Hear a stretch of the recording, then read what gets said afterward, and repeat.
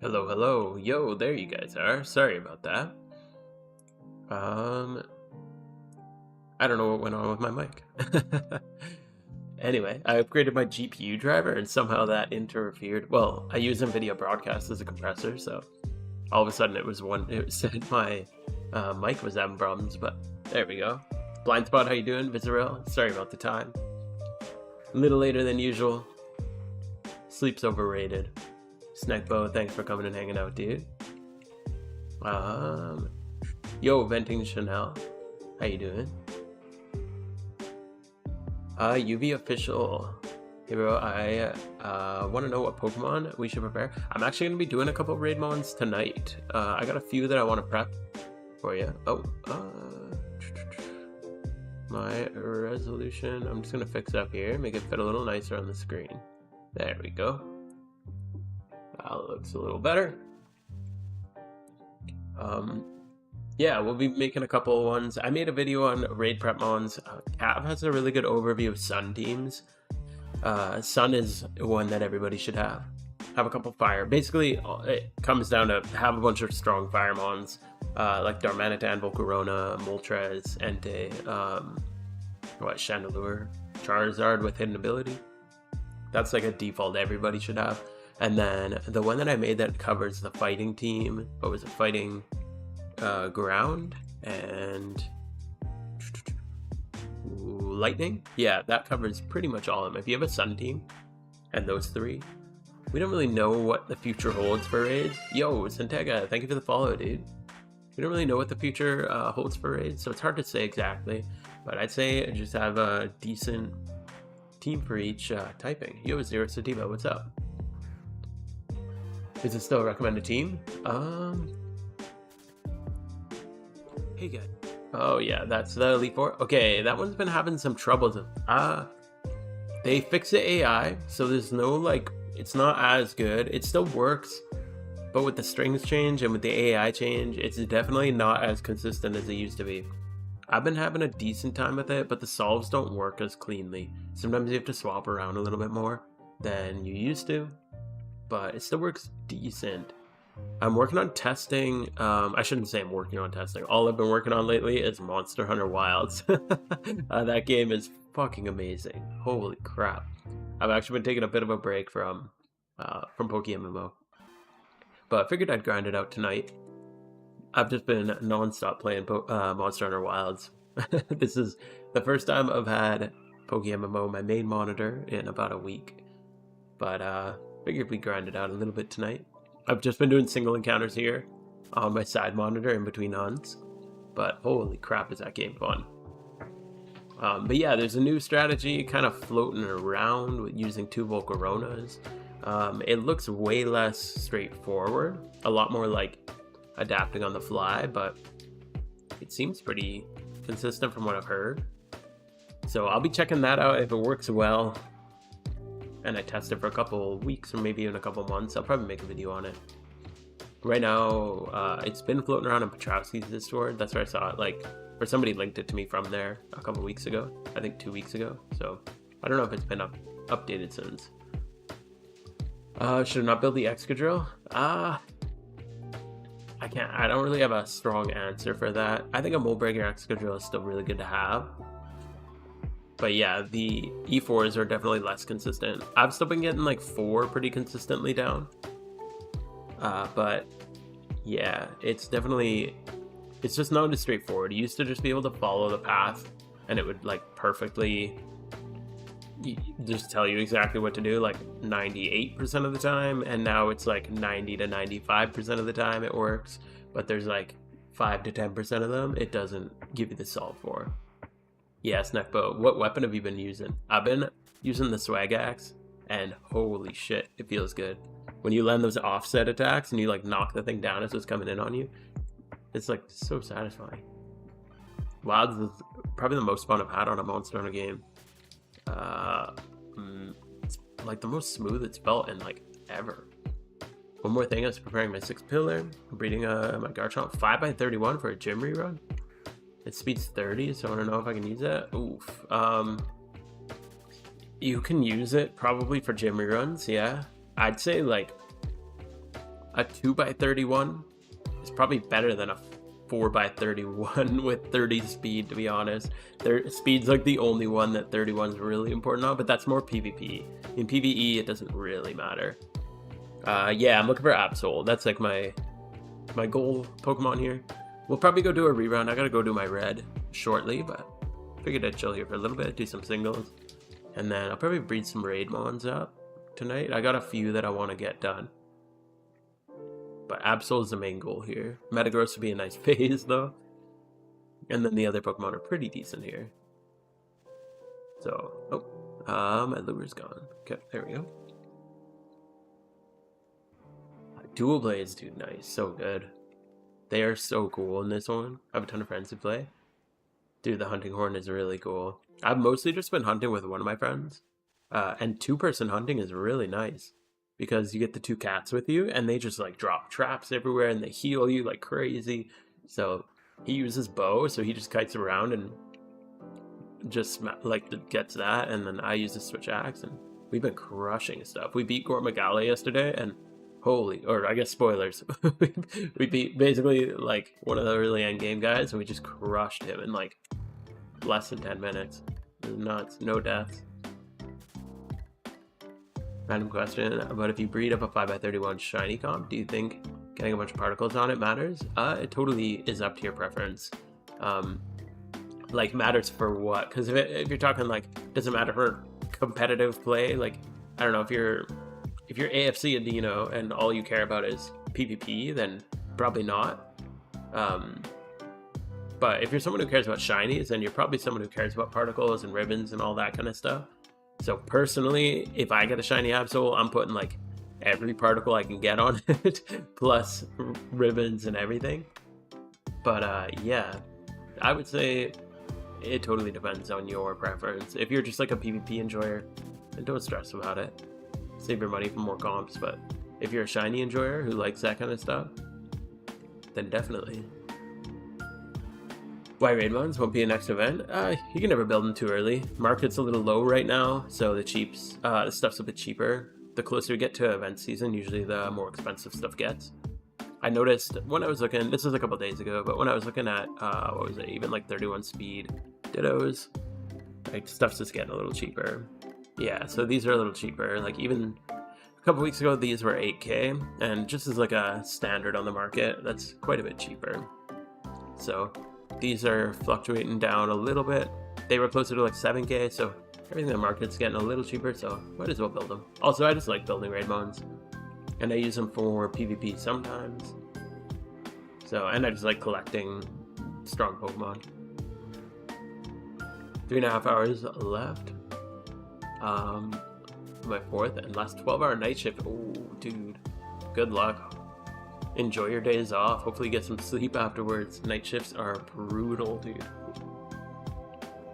I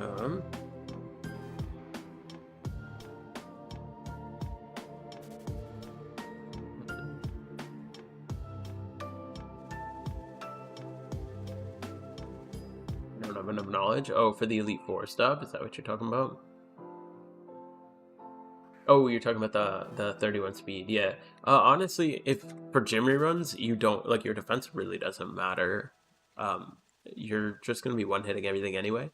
It's cool to have a 5x31 Garchomp, but especially for, well, like PvP, I guess, but 31s are pretty overrated except for speed. Speed's the only one you absolutely need 31 in, especially if you're taking it to PvP, because anytime you come across, like Garchomp versus Garchomp, you're going to end up in a bad situation if you're outsped because they have 31 and you don't.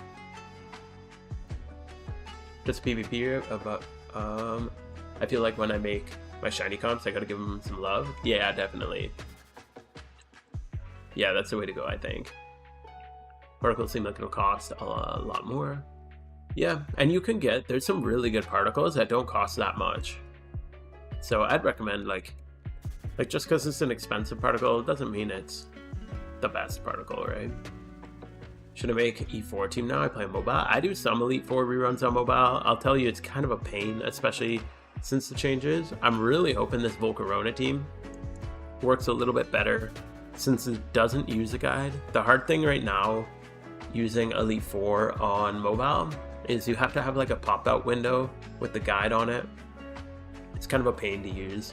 I have a big phone, so it works well for me. Like I use a fold phone, like a Galaxy Fold, so it works decently to have it up, but having a normal size phone, I'd say that'd be really tough to do. I know a few people who do it on regular phones, but after some practice, you'd probably get the hang of it, but it would definitely be tough. It's a good thing for Pokemon to have a slow part of the year. It's hard to say.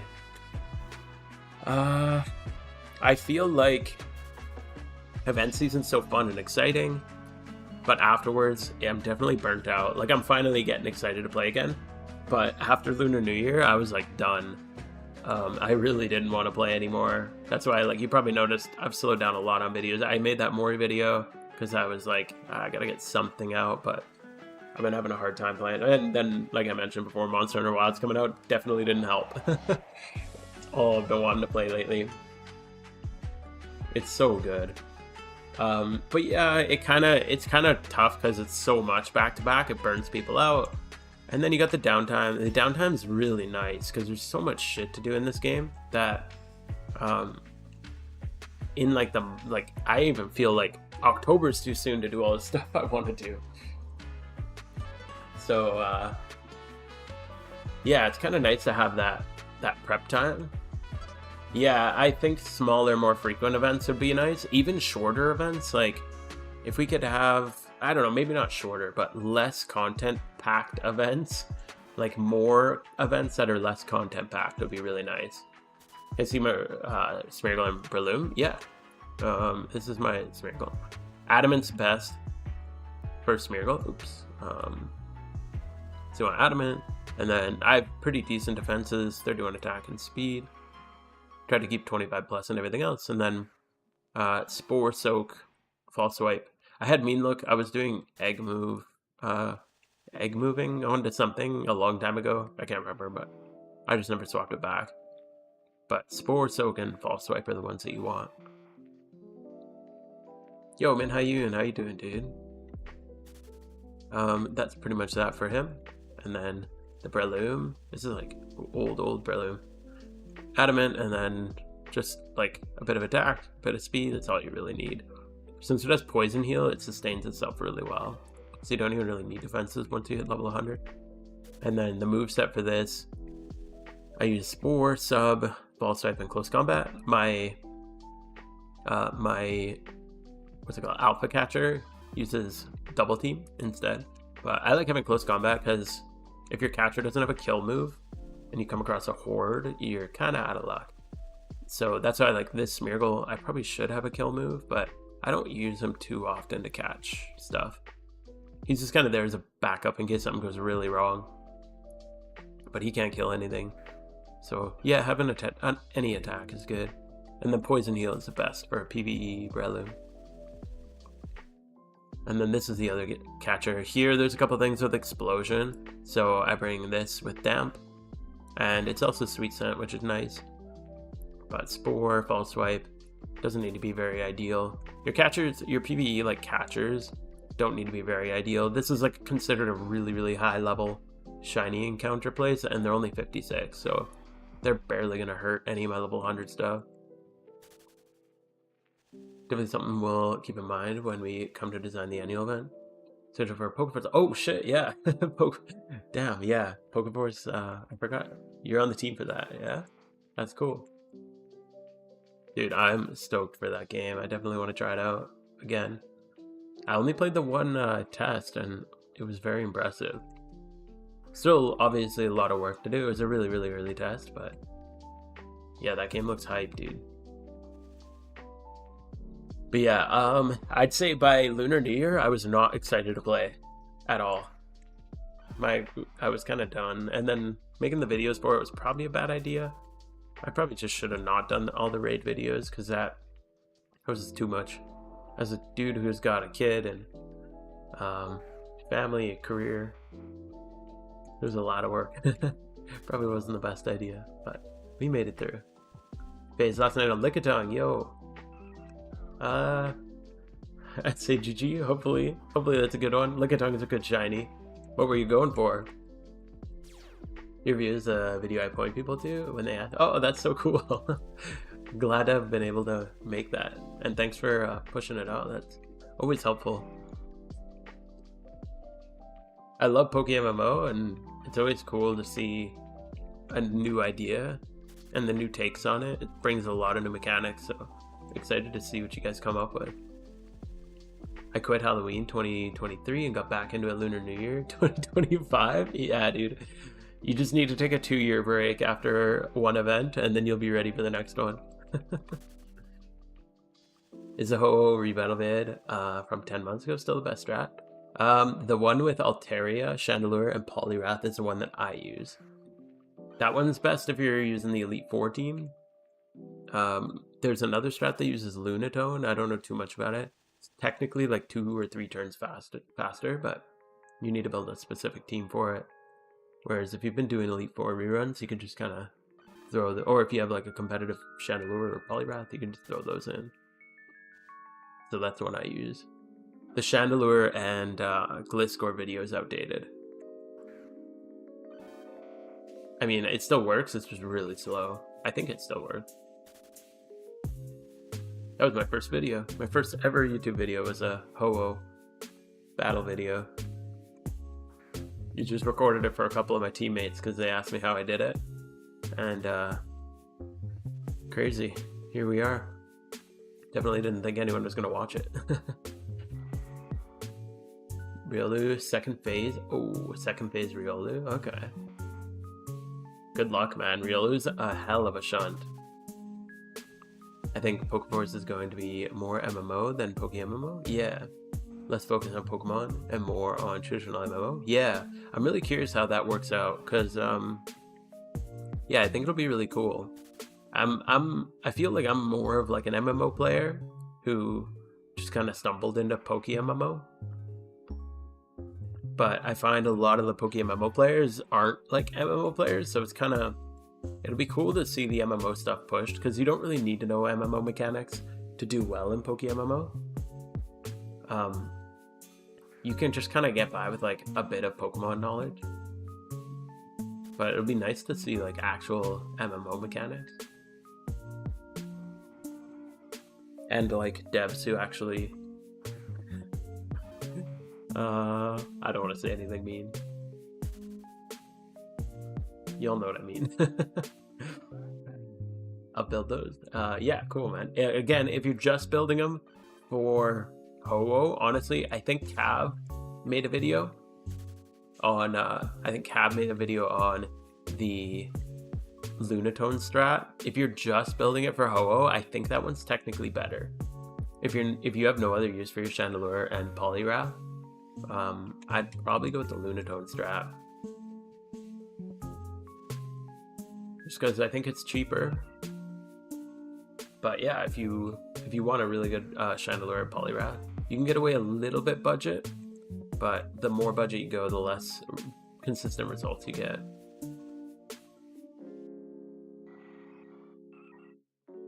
I tried the 5th gen team, and there's a problem. I get roared into Flygon. I switched to Sack, but he uses Superpower, which lowers its attack.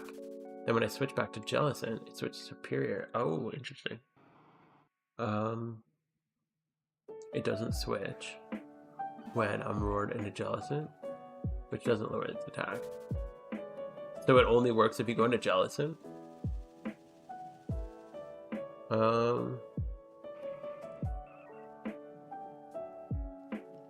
It used Superpower on Flygon. That kind of isn't Flygon. Superpower on Flygon? Oh, right. He's not. I don't know why I thought Flygon was flying type. Interesting. Didn't this happen to you? No, mine, I've only done it once since the change. And I just got roared straight into Jellicent. The comment that I made was just based on what a couple people had mentioned to me in the community. Just because I had a couple people comment on the video and say, hey, the roar thing is new now. And then when I went and did my rerun, it was just, you know what, we can go check our red. I kind of want to go do a rerun anyway, so we'll go check. Maybe we get Gen 5, we can test it out. But yeah, it's kind of annoying they changed the AI, and it was like a shadow change, like they didn't make any mention of it. So we still don't really know like what the hell happened, but all of a sudden Red's acting different and Elite 4 acting different, and there's no like patch notes on it, which is really weird. I'm constantly pushing the team to be more transparent with the community. I'm well aware of the grievance. Oh, yeah, speaking of which. Yeah, what the hell happened? Is a really good question that the devs probably should have, you know, made some point of answering. This guy, go over here. Me, yes. Oh, like, okay. That should be good enough. Honestly, like, I don't think you need 5x31. I have a really good flag on, but you don't really need it. I'm doing red tomorrow. You said doing red before Johto is faster than just starting red? Yeah, I'm just going to scout the team. You should always scout the team before you start your rerun. Because having a dedicated... Oops, I meant to use max, whatever. Having a dedicated team just saves you time on your charm. If it works anyway. But yeah, ever since the red changes, they've definitely been, it seems like they're less, all the like choice lock solve things are not working as well. So I don't know if they're purposely trying to get rid of that strategy. It'd be really nice. Like, I'd totally understand if they came out and they're like, hey guys, like, we're not a fan of the choice lock strategies. So we're going to be working towards improving the AI to get rid of those, so that you actually have to like think about your strategies, which I think would be totally reasonable. Honestly, I'm not a big fan of the choice lock strategies, but they're just too good, right? So I just don't like, it's weird that they're changing it and not saying anything, it seems. So I don't know. You just ended the session. I can't log because of charm time. Yeah. And you could just try again, and unfortunately you might have to do it just until you get Rodent Gelatin. Let's see what we got.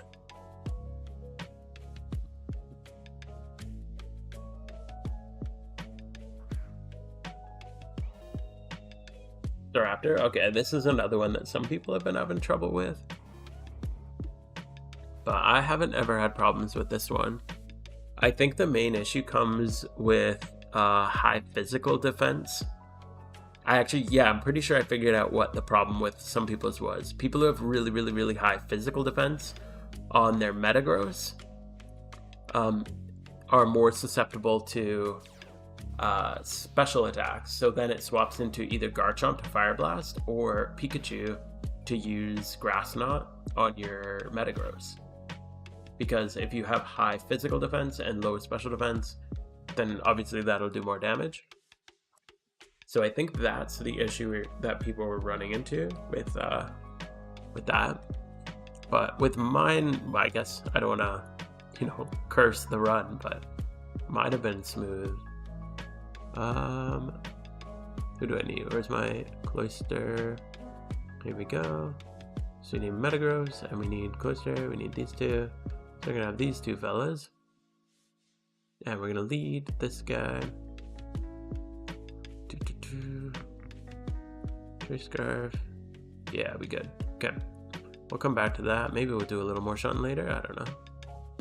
And then we'll probably also do Morimoto in here. So I'll grab these guys. We'll go here. And then we'll leave this for after.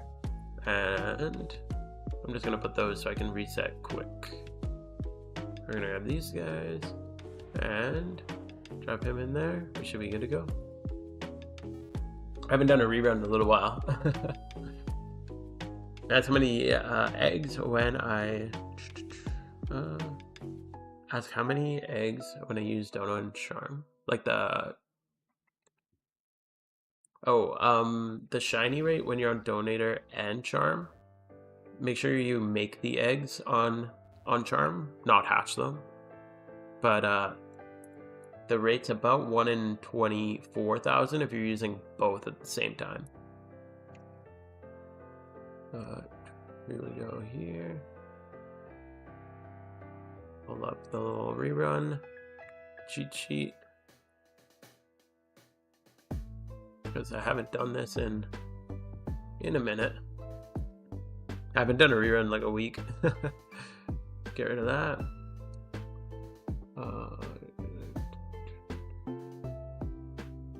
Usually I'm always really good about doing my reruns, but this Monster Hunter is too damn good, man. Too good. Okay. But I wouldn't say 24,000 eggs and you get a shiny. It's 1 in 24,000. So it could be like 100,000 eggs if you get unlucky. It could be 5 eggs. It's kind of hard to say. So you never know. There's no guaranteed shiny hit. When will Cynthia be back? 2 months, unfortunately. She's gone for fall and winter. So it's fall right now. It'll be winter next month. So, yeah. Yeah, let's do this.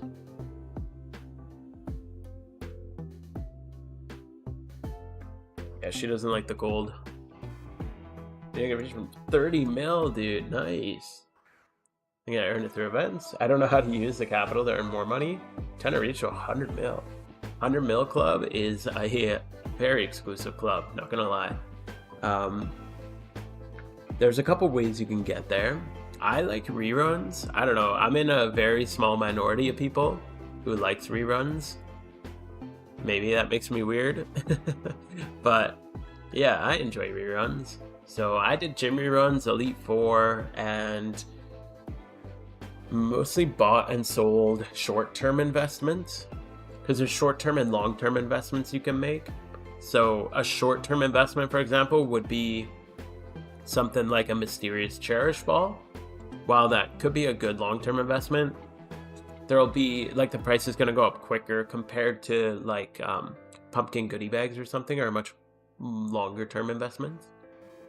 Because there's no, like, it's not going to be an immediate requirement. So those are more shorter-term investments. The Mysterious Ball investments made me a lot of money for my stuff.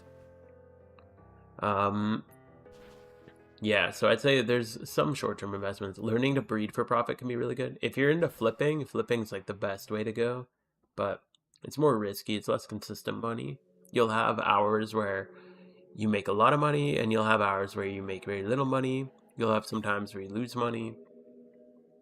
Most of the time you're not really losing money, because, I mean, if you buy a Ditto for 10k, then you, like, even if it's worth 10k, you just relist it and all you lose is the listing fee. It's not a big deal. But if you buy a Ditto for 10k and it's actually worth 40k, then, you know, that's good money. It's just hard to beat. Like, some people are so fast at that. Hard to keep up. But yeah, if you get good at flipping, that's probably, like, the best one. Berry farming on 6 to 12 accounts. Yeah, berry farming at all is really good money. That was one of the earlier money-making methods I did to get my money going. But yeah, there's so many things to do for money in this game, but like, most of them require quite a bit of game knowledge. Like, flipping requires a lot of game knowledge. Oh, I probably should have, whatever. We might need an extra little heal here. That'll be okay. Yeah, a lot of them require game knowledge. Like, breeding for profit requires a lot of game knowledge, and flipping requires a lot of game knowledge. Berry farming is pretty straightforward, though. I berry farmed on 4 characters, and it worked really well. You can do it on 6 is, like, pretty ideal. 12 is really good. But any amount, even if you just do 1, that's good. Yeah, Ditto farming is really good money. Reruns burns you out. Yeah, if you don't enjoy reruns, then don't, like, kill yourself on them. Wish there's a bank system where I can loan out money and earn interest. I mean, you could try it.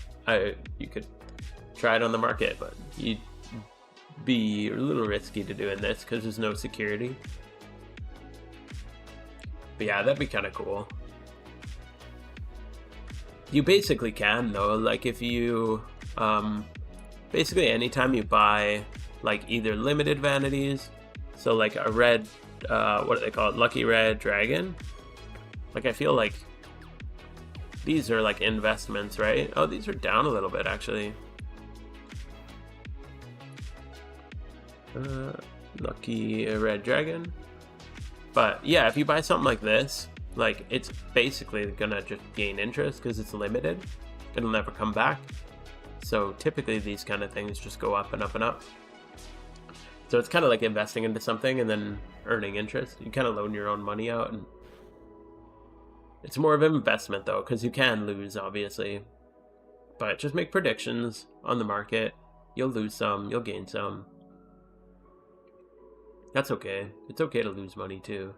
Like, people get really fixated when they lose money.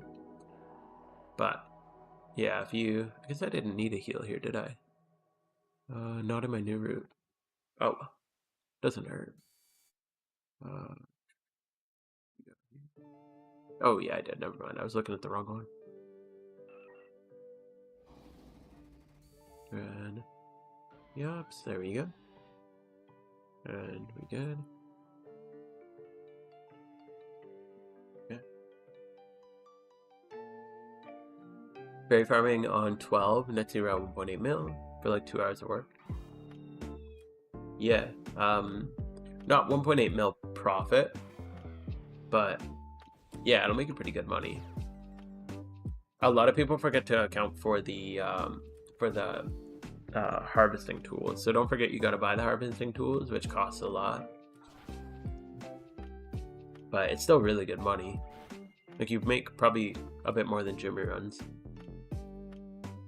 even after all your expenses. I feel like the highest earning method should be from gameplay elements that encourage skill expression and social dynamics like raids and dungeons. Dude, yeah, if there was a place where you could just take like a team and like, let's say you built like a well-rounded team and you went in and tried to, almost like a roguelike dungeon. I guess, I think RuneScape has something like that, like dungeoneering. It's very roguelike where they give you the equipment, but it'd be really cool if you could bring your own stuff. So if you like bring your team and then go and see how many rounds you can last in the dungeon until you get knocked out, or how deep you can go. Like if you gotta kill like 10 Pokemon and then kind of like Abundant Shrine in the Lunar New Year event. That'd be really cool. But I don't mind like the roguelike, but I feel like in a Pokemon game, the whole point is like using your Pokemon, right? Breeding your Pokemon, like building them up, training them. So using roguelike elements doesn't work very well in Pokemon because it just breaks your attachment to your Pokemon and makes, I don't know, in my opinion, it just kind of kills the like want to build more. And like if you compare it to like an MMO, the end game grind of like WoW or whatever, where you're like rerunning a dungeon to get loot, like the loot you get in Pokemon is essentially your Pokemon, right? So if you are earning money, it's to build new Pokemon or rare Pokemon or whatever. So if you can't use your own equipment, that would be kind of lame. It'd be like if you went into WoW and they're like, okay, none of your gear matters, we're just gonna like give you set gear for this dungeon. That'd be kind of lame, right? Because the whole point is to like flex your gear, and your Pokemon are your gear in this. So it'd be really cool if there was dungeons that you could just bring whatever you thought was like the most well-rounded team, and then yeah, go through complicated fights, work your way through it. Pokemon Mystery Dungeon, I wish I could answer that question, but I've never played it. I actually haven't played much Pokemon. This is like the only Pokemon I've really played, other than Blue and a little bit of, I played Blue, I played Silver, a little bit of Ruby, and a little bit of Y. And then I haven't played any since, other than PokeMMO.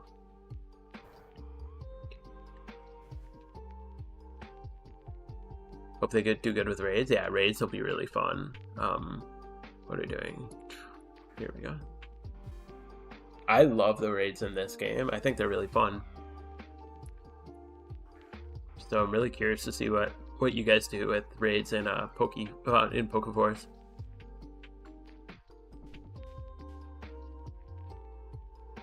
Doing investments about TMs? Yeah, TMs are another, that's kind of like a short-term investment too. And short-term investments are really good. I prefer short-term investments. I don't really like holding stuff up on my account.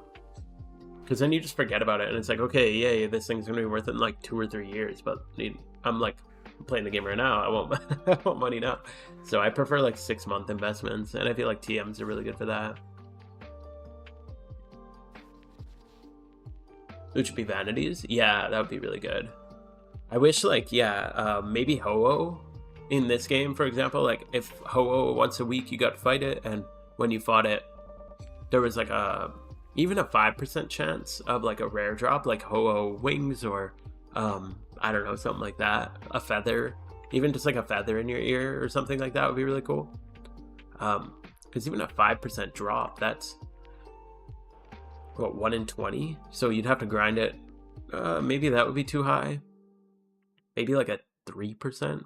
I feel like 1% is even too low because it's like 2 years of doing it weekly. I highly recommend trying PMD. Oh, Mystery Dungeon. I've heard amazing things about it. I just never tried. I never have time to play. Man. Been very, very busy. I've been, God, where are we at? Ever since Wilds came out, because I don't usually get to play games till like 8-ish, 8:30, because my daughter goes to sleep, and then I hang out with my wife for a little bit, and then it's like 8:39 usually. I like to play games. So I get like an hour to play a night. That's if I'm not editing a video. I get an hour to either play a game or edit a video. And yeah, it's been a very limited game time. And then Monster Hunter Wilds came out, and I decided, who needs sleep? And I've just been staying up till like midnight or 1.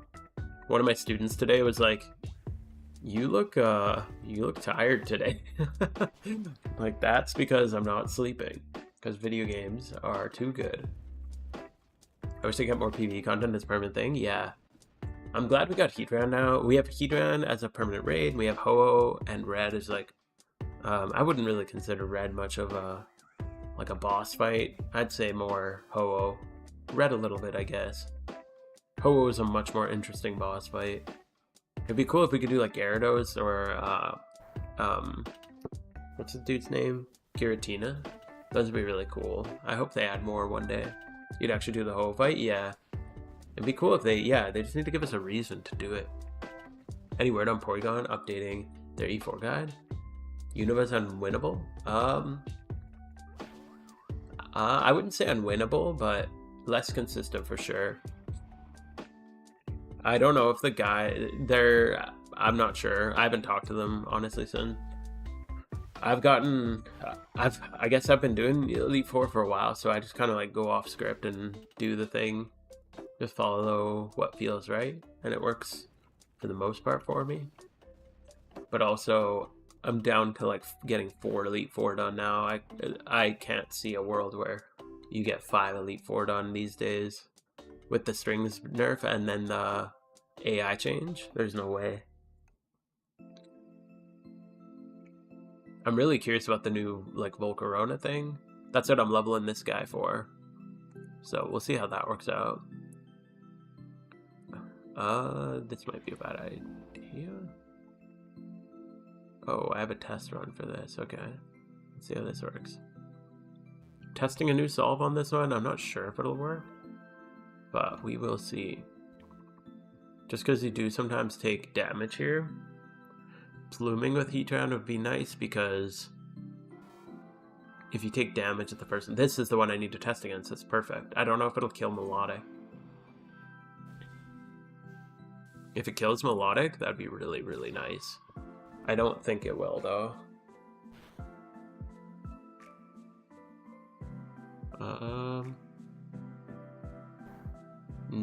Yeah, that's not very much.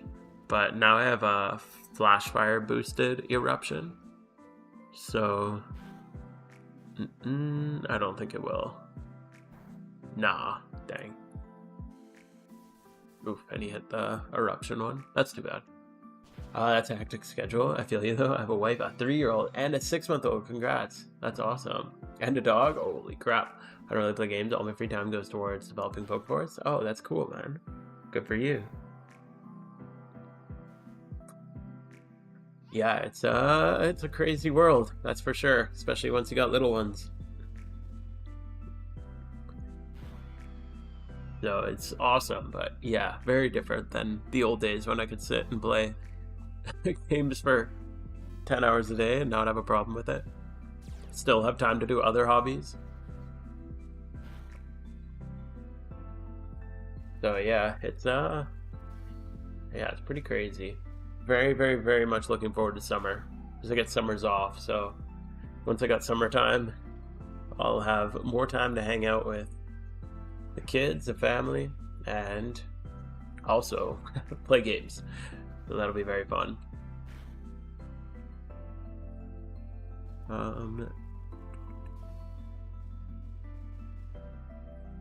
That's cool that you spend your time developing PokeForce, though. Like, just all your spare time. Are you a programmer, like, outside of PokeForce? Or what's your day job? I don't even know how you get into something like that. My buddy and I were reminiscing about that recently. We finally managed to get a game of Marvel Rivals. Oh, yeah. Yeah. I haven't even tried Marvel Rivals. I've heard really good things about it, though. But I'm not really into the Marvel thing. I feel like I even watched like all the movies up to Endgame and then tried a few after. And after Endgame, everything felt so drawn out. And now I know it's not like that, but I just have this weird issue with Marvel. It just feels weird to me. So I liked Overwatch though, and I like Paladins. I like all those kind of games. You make a bit more money, and then I'm going to start building some Mons for a new Heatran strat. Nice. Octillery, hidden ability, Nidoking. Yeah, I really want to try that new. We have the dude sent me a video strategy. He sent me all the stuff for Heatran. It's just been hard to find a team, like a couple people at the same time who have the team ready to go. And I haven't been on much lately. Oh, corporal in the military. Holy crap, dude. PokeForce project manager and game designer. That's crazy. Managing data that sits behind the game. Oh, that's really cool. Wow. That's a wildly different career than I would expect for somebody who is working as game design. But good for you. That's awesome. Yo, Prism, how you doing? Is yields 3 to 6 Picha the norm? I believe so. I do 4 for berries. Hold up, we're going here. I do 4 for berries because when I plant, they are all not at the same time. Okay. Yeah, I think 3 to 6 is the average. That's like 5. That sounds right anyway. I haven't done berries in so long, though. I'm really rusty on it. Did you know Paladins announced that they will not bring any major up game? Oh, yeah. I'm not surprised. That game has been pretty dead for a while, hasn't it? I played at launch and then for several months, but I kind of stopped after that. Not a gunner, fly a desk? Yeah, well, I'm sure you definitely had to do some crazy training to get to where you are. Oh no. Hello. Oh god. Yeah, a lot of people see military and they assume you're like active combat, but there's a lot of military roles that are, I don't know, there's a lot of background stuff that has to go on. But this is interesting that it translates well into game design. Makes sense, I guess.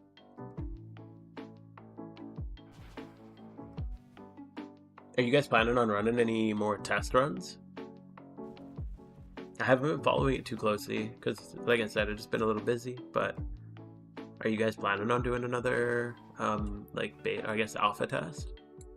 Or when it'll be ready for beta testing? Typical Archeops. For another public demo in the next few weeks? Oh, damn, okay. That's cool. That's crazy, okay. Is it going to be tied to like a spring event or something like that? I'm really curious. I'm actually curious where your combat engine's at. Is it a little prettier looking? I know it was like super early alpha the last time I played it, which was the summer event last year. Just curious what it looks like nowadays. Looking forward to seeing the animations and all that. A lot of my comp sci friends getting into the military. I undertake cybersecurity. Oh, crazy. Here we go.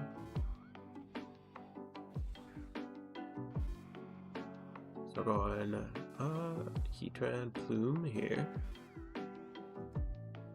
Yeah, I imagine cybersecurity is probably a very high in demand thing in the military. Just a good time to do another test? Yeah, that makes sense. Actually, that'd be really good timing. Found another dev. Oh, cool. A whole dev just for Battle Engine? That's awesome. How big's your team at now, then? You built a map out to Ekritique. Okay. Got smithing and crafting. This is a good time to pause. Oh, I was gonna ask, what's your plan for like generations? Like, how many generations are you guys planning? Like, are you planning on building Unova? Your own kind of version of Unova? Are you planning on building Gen 6, or are you guys keeping it to just the 2D world? Really curious what your guys' thoughts are on that. Saw the updated doc. Can we get can we use 2 hidden ability? Yeah, I think 2 hidden ability Typhlosions works. I'm pretty sure I wrote that as a note at the top. I haven't tested it. You're gonna lose a little bit of special attack. So you'll be a little bit less damage. The reason Typhlosion's less good at a gym like this, for example, there's a Swanna in this gym. And the Swanna that comes in second, I think it's the one that comes in with Flagon, is a damage roll, so you're not a guaranteed kill on it. But with Heatran, because it's got that little bit of extra special attack, that 130 compared to, what does Typhlosion got? 109, so you're getting like 21 extra special attack. You're getting a higher damage roll on your Eruption. So it is more ideal to have a Heatran, because you sacrifice a little bit of speed, but he's Choice Scarfed anyway. So you couldn't use 2 Heatrans because you need the Choice Scarf on him. Yeah, I think it's this one. So with a Typhlosion, it's a pretty low chance you actually kill this one, I believe. Yeah, it's definitely this one. So we'll see if we kill it. I'm pretty sure we do here, though. Or at least it's a damage roll. Yeah, so we killed it here. So with Typhlosion, that one doesn't always die. So yeah, I'd definitely go for Heatran if you can, but yeah. Maps will all be custom versions of the original maps, like they built in regional order post Johto. No Kanto? No, we gotta get Kanto, man. That's like the classic. Alpha Beta. Oh god. Undecided 2025 goal. I don't know if it's worth it. Gonna make 6 alts. Oh, okay. That's a lot of alts. We're going here. Plume, Eruption. 6 alts with all regions completed. That's another thing I really want to do. I want to do all regions, and I also want to do a Nuzlocke. I've never Nuzlocked anything before, and I thought that would be a really fun thing to do. So I think that'll be at 5k. I think at 5k I'm going to do a Nuzlocke. That'll be the little goal, the 5k goal.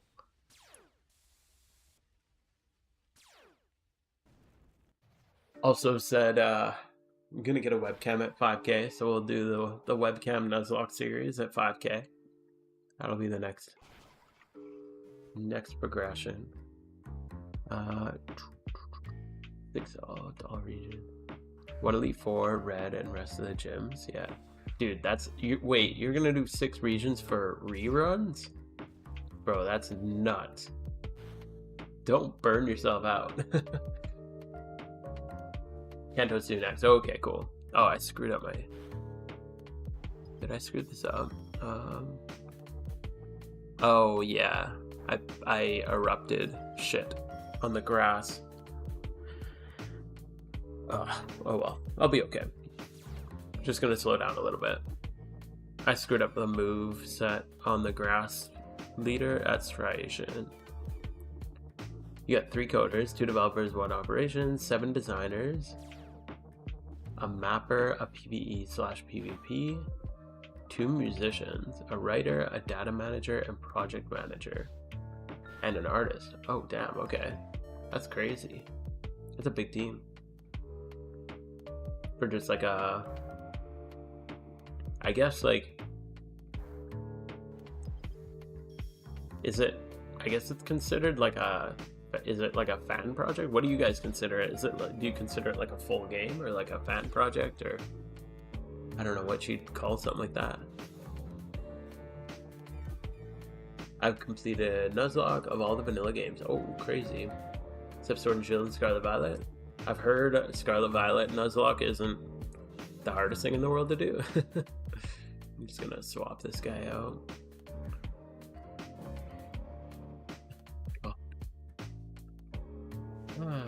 10 people make the game, about 50 managing the community. Oh, that's cool. Yeah, your guys' team, or your team's communications have been awesome.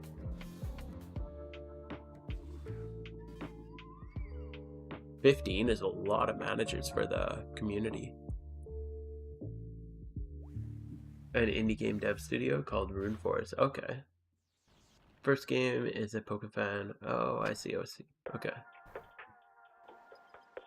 That's cool. Yeah, I never looked too much into like the logistics of how you guys run it.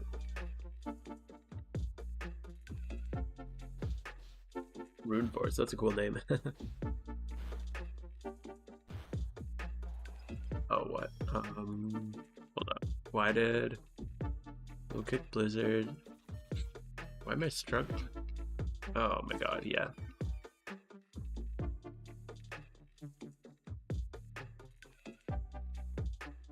Okay, whatever.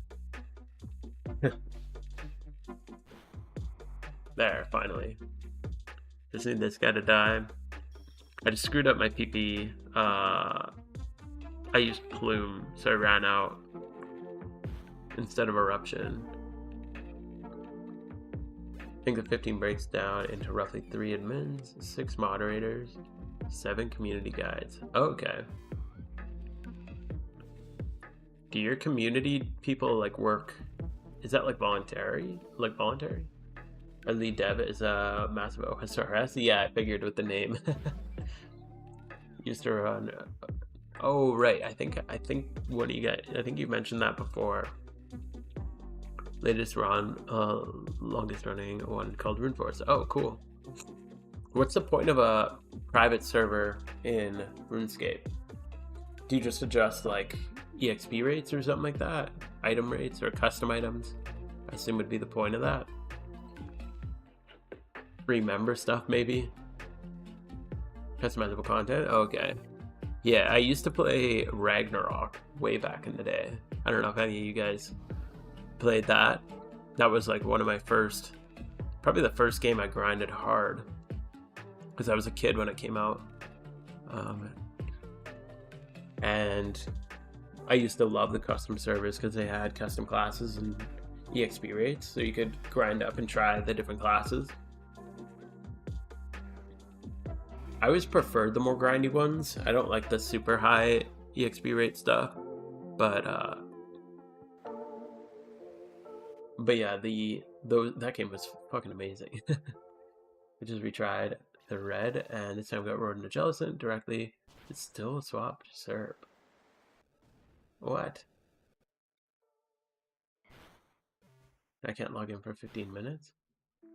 Oh, if you have a login, you know the penalty that you can't fight gyms or trainers with the login? That doesn't apply to red. So if you have the log, like if you log out and log back in, you can just go straight back into red. It's all about the journey. The more grindy the game, the longer the journey. Exactly. Especially with a game like this. Like, if you just have like all the stuff you want, then like what's the point of playing, right? That's why I find it strange when people buy a ton of Pokeyen because it's kind of like you're paying to have less content, which seems kind of weird to me. Like when I got like my Red Reaper hood, that was like the hardest grind I've done in this game, other than maybe Absol. But Absol's been a slow grind, just a little slow burn. But the Red Reaper hood, I was just like, okay, I'm going for this, or we're doing this, and I just went like grinded my ass off for like a few months, and I got it, and I love that I got it. Like it was damn hard, but after you have it, it feels much better. And I'm like, you could just drop $100 or 200. I think this one's like $200 or $300 technically to buy it for 100 mil. Might even be more than that. But then you're like paying a few $100 to not play the game. That seems kind of weird. Yeah, flexing's like the whole point. That's another thing I find really weird about this. Like, I really, really think there should be an inspection system so that you can look at people, like look at their gear, look at like their fit, like their trainer card. That's what I mean. Like you should be able to see somebody's trainer card by clicking on them, even customize their trainer card. I know you can with themes, but nobody can see that. And like I should be able to inspect people's Pokemon, like especially when you got a shiny. It seems crazy to me that you can't do that. Like what the hell are they thinking? It's so weird. And I get that you want to limit it because of PvP. Like if you get into a PvP tournament or whatever, you meet up and you like can inspect their team. Like obviously that would be a problem, but at least have it a toggle. You can toggle it on and off. You want the Red Reaper? Damn, dude. Nice. It's down in price right now. This would be a good time to buy one. It's gone up a little bit, but I bought mine for like 110. It hurts. Desperately needs achievements and titles. Yeah, totally. Yeah, setting your own goals is cool and all, but having set achievements makes way more sense. It was 70 mil a few. Oh, damn. Yeah, lowest I saw it go down to was like 83 to 85, somewhere in that range during event season. I think a lot of people were selling their stuff off to maybe build raid mountains or do investments. I don't know. But I thought it was going to go up during event season because I figured that wouldn't be something somebody would sell off. It seems crazy to me. What did you do when you reached 50 mil? Did you invest it? I basically maintained like less than a mil all the way up until my final bit. So every bit of money I made, I invested into mostly mysterious balls, and I watch trade chat. Like if you just stick on trade chat, every once in a while you see people who are really desperate for selling something, so sell shit off cheap. So yeah, you just watch for those. Try to drain like as much money as you can into investments, and then sell them off as you go. And as you sell, buy more. Don't buy like long-term investments, but yeah, just keep going like that. And I think I technically made the 100 mil in. We'll go do Morimoto, then we'll hop back, and then we'll wait. Oh, I didn't do Morimoto. Okay, I forgot. Come on, brain, do your thing. We go here, and then we'll go here. That should be good. Okay, let's test this out.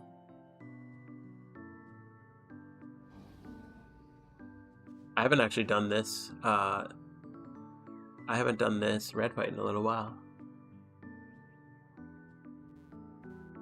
But yeah, I wouldn't hold on to the money. Just buy things and sell things. Oh, hidden ability excadrills are where I made a ton of money. I forgot about that. I was constantly just buying hidden ability excadrills, and they just kept going up and up and up and up. I remember I'd buy them for like 300,000, and then I'd sell them for like a week later for like 400k, and then I'd use all the money I made, and I'd buy more at 400k even, and then, or like they'd dip down over the next couple of days, so buy them at like 350k, and then by the next week they'd be like 450k, so I'd sell those, and they go up and down, so you just kind of keep an eye on it. I'd say like find 2 or 3 things that you can always buy and sell. That's probably the best way to go. That's definitely our plan. You can easily implement privacy. Yeah, that would be the way to go for sure. I have a feeling, just maybe it's because this game's been around so long. Maybe it's like in the root of the code, I don't know. Or maybe the devs are just burnt out because they've been on it for like 12 years or whatever. But yeah, I feel like not having... Oh, fuck, yeah, I need to get rid of that. And I guess that. Okay, remind me after this fight. Please remind me. Put my choice scarves back on. Whoever reminds me, I will owe you my eternal gratitude. Have you tried and still switch to superior? Interesting. Oh my god, I'm so stupid.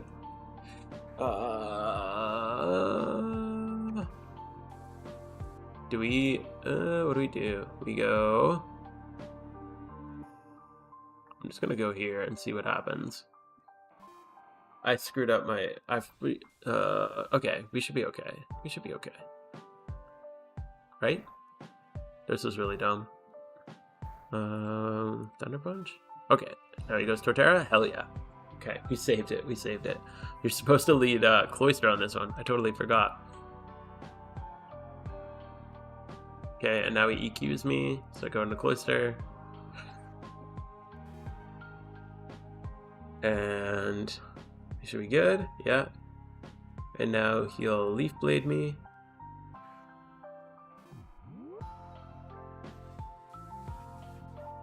And we should be good. And now he'll EQ me.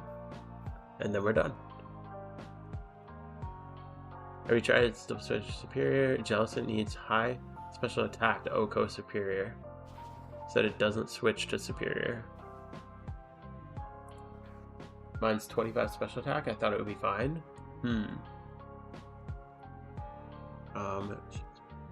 Did I talk about...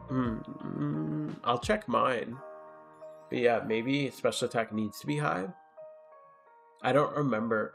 Those videos were so long ago, it's hard for me to remember.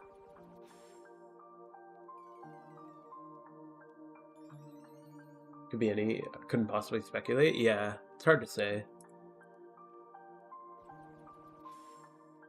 Yeah, I'm not sure about the special attack on it. I'll double check mine maybe after the gym rerun, if you remind me.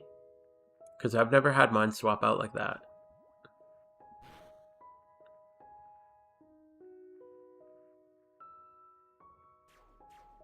But yeah, if it sees an easy swap in that won't hurt it, then it usually will pick that.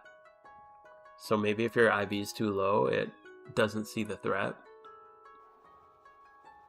Oh my god, I'm so dumb. Okay, I do need to redo this fight. Okay, we're just gonna swap out of this fight real quick. I forgot you literally can't bring other stuff into this fight. Just casually wasting my charm. That's fine. We're fine, we're fine.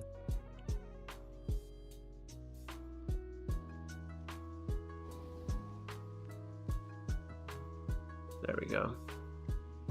Hopefully we're good after this. I forgot the stupid whirlwind comes in, so you can't even bring it back up. It used to not happen. They reworked the red. It was supposed to work like this forever, but they had it for like a full year and a half where the abilities, when they came in, they didn't go off. They only went off like in certain, I think only if they were coming in after a knockout, they'd go off. And now they come in every time anything swaps out. Or no, I think it was only if they swapped in. I can't remember. Do you edit your videos by your own? Yeah, I edit my own videos. That's why they take a while, because I have very, very, very limited time. And I enjoy editing, so I try to take my time with it. But lately I've been trying to recover from event season burnout, and also trying to keep up with Monster Hunter Wilds, because that game is amazing. But yeah, just do my own editing.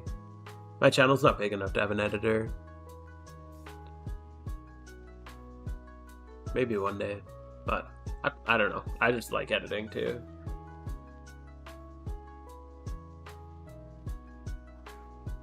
It looks like professional. Oh damn, thank you. I appreciate that. But I just figure it out. I just try to, I have no editing background. I don't know what the hell I'm doing, to be honest. I just figure it out a little bit each day and try to get a little better each time. So I appreciate that though. They take me a long time to edit. Most of them anyway. The only mod I need now for Elite 4 rerun is Excadrill. Oh, nice. Unfortunately, wasn't able to play the New Year. Now I have to grind for it. Yeah, they're super cheap right now, though, honestly, because they were in the ball, the Cherish Ball. So you can get them really cheap. Yesterday I bought a low punny for the Alpha Strat. Oh, sick, nice. Oh, from me? Oh, cool. That's awesome. Yeah, I like throwing those up in the market. Yeah, glad to help out, dude. It's like the freaking best alpha catching strat ever. It works so well. Glad to have my OT out there. Hope it works well for you. Yo, Nihan, how you doing, dude? How's your night going? Or day, depending on where you're at. Why don't you do editing for other creators? You're editing sick? Oh, thanks, dude. I appreciate that. I would love to. Honestly, I really enjoy it, but I'm just really limited on time. I got a full-time job, and I'm a teacher by day, and I got a kid and a wife, and I just mostly do it for fun. I'd love to do it though for other creators, but my deadlines would have to be very, very, very flexible. So I just like keep working at it. Mother, so stupid. Why am I so stupid? Did I really just screw this up again? Bro, what is wrong with me? I need to let this guy die. Ah. I'm just not with it today. I haven't done this gen in so long. I think we're dead. So I'll just sacrifice. We'll rerun it. We'll be fine. We're just gonna lose a couple gems, but that's okay. Red's always worth it.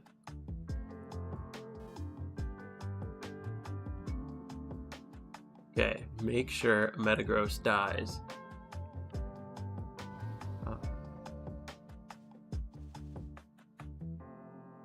Do you think Breloom with Dice would work for trainer reruns? Probably. At level 100, it's really strong.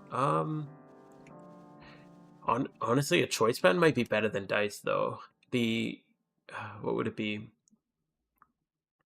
Because if you're getting even 3 hits with a Choice Band, loaded dice aren't like a guarantee. I would probably still go with a band. Maybe I'm wrong. I don't know much about loaded dice, but I feel like I'd probably go with a band over dice, even when you're rolling the number of attacks. It's so helpful and explains so well. Oh, cool, man. Thanks. I'm glad that they're helpful. That's what I'm always trying to go for. I got another, actually I have I got a different kind of video coming up soon. I'm very excited to do it. It's gonna be funny, I think. Hopefully it's funny. Imagine if your students are watching them. Unfortunately, some of them are.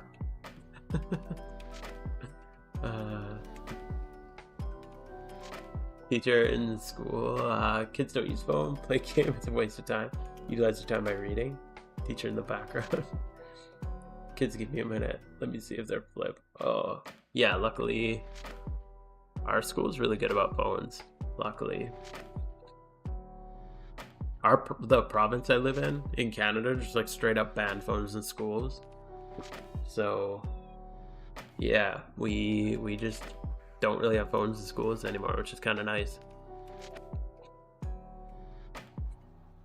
Loaded ice guarantees 4 or more attacks of Ice Spear. Okay. So, or I would assume if you're using Breloom, it would be Bullet Seed.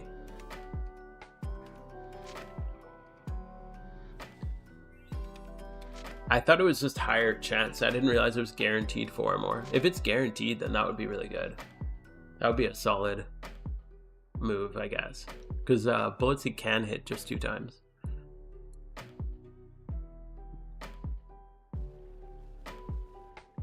So yeah, I feel like that would work. Pretty much any multi-attack would work. I know some people bring Rock Blast. I got a few messages from people saying they bring Rock Blast because there's a couple trainers that will survive the Icicle Spear, but if you use Rock Blast, then they die. And those ones, we go here. Okay, that's technically like the better way to do it. But when I did trainer reruns, I didn't want to pay too much attention, so I typically just didn't do it. Also, I was just using my Cloyster that I also used for red, so I didn't have the extra moves for it. Now I just have, now I don't even do trainer reruns, so I'm not too sure. Trainer reruns were something I did early on when I played the game. But I've moved on from them. Like, they're not the best money making. Once you get a little better and more familiar with the game, there's other ways to make money. My school time, I was only one guy who was always getting kicked out of the teacher. Oh man, takes an act to eat the most out and you get kicked out. Yeah, definitely. I feel you on that one. So, Sinnoh needed for trainer reruns. Yeah, Sinnoh is the best place for trainer reruns. So Unova and Sinnoh have the best trainer reruns. Kanto's got some okay ones. Johto's are trash, and Hoenns are not good either. So Sinnoh is the best. Unova is probably second best. And then, yeah, the other ones aren't even worth doing. I did a lot of testing. Some people say the islands, that the island works pretty well for Kanto, but when I tested it, it was not worth it.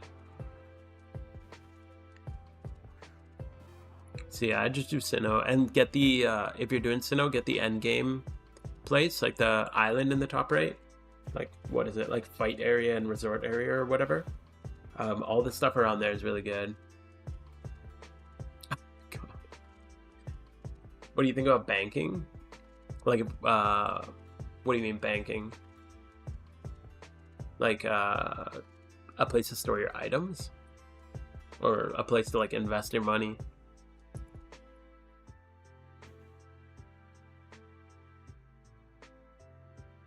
A place to invest your money, I wouldn't be a big fan of. Because I like having your investments be knowledge-based. Like, you got to kind of know what you're investing in. Go here. And we're going to go over to Violet. Oh, right, Scarfs. Scarf. Give it to him and give it to him. Okay, we wasted so much time on that red fight just by making dumb mistakes. It literally played out. The AI worked every single time perfectly. I just screwed it up twice. That was very dumb. I wasted over 10 minutes of my charm on that, but oh well, still good money. Which is the region you play for least in PokeMMO? For you, it's Hoenn. I like Hoenn. I don't know why. I just like the aesthetic of it. Choice Scarf Reminder, thank you. Appreciate it, dude. Hoenn's got a nice shiny hunting spot for Absol. It's okay. It's not the best, but it works pretty well. I like Hoenn pretty well. I guess I don't spend a ton of time there. Unova, I spend the most time in. I don't spend a ton of time in Kanto, actually. I really don't like Sinnoh. It would be Sinnoh is where I spend the least time. I don't like Sinnoh. I don't know why. It was the last region I did in PokeMMO, and by then I was kind of sick of the story, so I just skipped through it. I didn't want to do it. The map is so confusing. The aesthetic is okay, but I like Unova better and Hoenn better. So yeah, I guess Sinnoh would be the answer. I try to spend the least time there. The breeder's nice. I really like the breeder in Sinnoh. It's a nice little like daycare thing. But yeah, I probably spend the least amount of time there. The Hoenn breeder sucks. It's just pretty far from, like, it's not accessible. Oh, a loan service, rent service, finance broker. Give him 10 million, makes a profit. You could do that. It's a little risky. I feel like that wouldn't work too well because let's say there's somebody who can take like your 10 mil and turn it into 12 mil. Why would they do that for your money and then give it to you instead? Like, if they know how to make that money that well, then wouldn't they just do it with their own? Like, why would they do it for your money? You know what I mean? Because if they're that good at making money, they could just make their own money that way. They wouldn't need your money. I think Hoenn's brighter than other regions. Yeah. You can check when it's night, but Hoenn's still a little bright. Yeah, that's true. Yeah, I think Hoenn just looks cool. Got a nice aesthetic. Just before, it's kind of got that old school, like the Gen 1 aesthetic. I find even the Johto looks more like Sinnoh.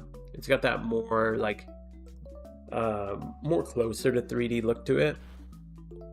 Whereas Hoenn really like stuck to its roots and looks really very like on par with like Gen 1, which I like.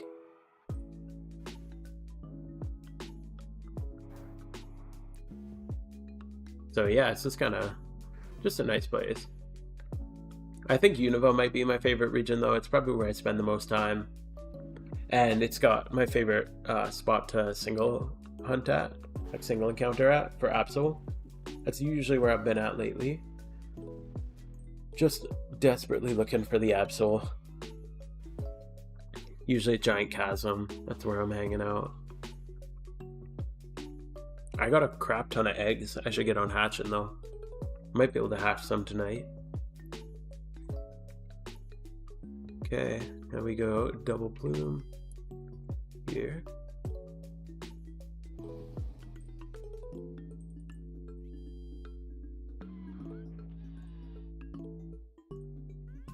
But yeah, pretty much all the regions I like other than Sinnoh. That's the only one that's... And it's not even Sinnoh, it's mostly just the map. I find it really confusing. And then anytime I'm trying to get anywhere, I just get lost. See the forums, only one person is doing loan services the past few months. Aceron? Okay. Oh yeah, I know him. He's cool. I trust him. Oh crap, I misclicked. Shit.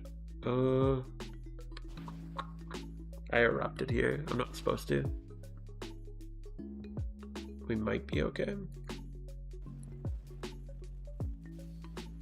We'll see. I might have to heal early. But that can cause... Oh man, that's annoying. He's making profit. That's why he's doing it. Else he wouldn't make that kind of stuff. Yeah, it's just kind of... it just, in general, hard swap Typhlosion to Torkoal. Typhlosion to Torkoal. Yeah, it just seems kind of funny because like if you're able to make that kind of money yourself, why do it with other people's money, right? If you're that efficient at making money, like I guess if you already have all your money tied up in investments, then you might as well. But yeah, I don't know. Maybe I should hit him up because I've been too lazy to invest lately, and I got a lot of, well, not a lot, but I got a decent chunk of change sitting around. Is there a way to beat Sinnoh like Johto and Unova? Yeah, I think so. I've been told, I haven't done Sinnoh yet. I don't have it done on any of my alts, but I've been told it works the exact same. Just grab a Porygon. One change I've made to my Porygon actually is I swapped Thunderbolt with Ice Beam. I find Ice Beam it has better coverage than Thunderbolt because it covers the stuff that Thunder's weak to mostly, and also a bunch of other stuff. So I'd recommend just going Porygon, the exact same. I'll be working on that soon. That's kind of my plan until, I got a few plans until next event season, but finishing up those speed runs is definitely on the list. The only two regions I haven't speed ran with Porygon are Hoenn and Sinnoh, and I've been told by countless people that Porygon works perfect. You know, when I enter Johto, your game lags. Oh, weird. When I enter the center or gym, you get a black screen. That's really weird. No, I've never seen that. Maybe your ROM is like damaged or something. I'm not sure.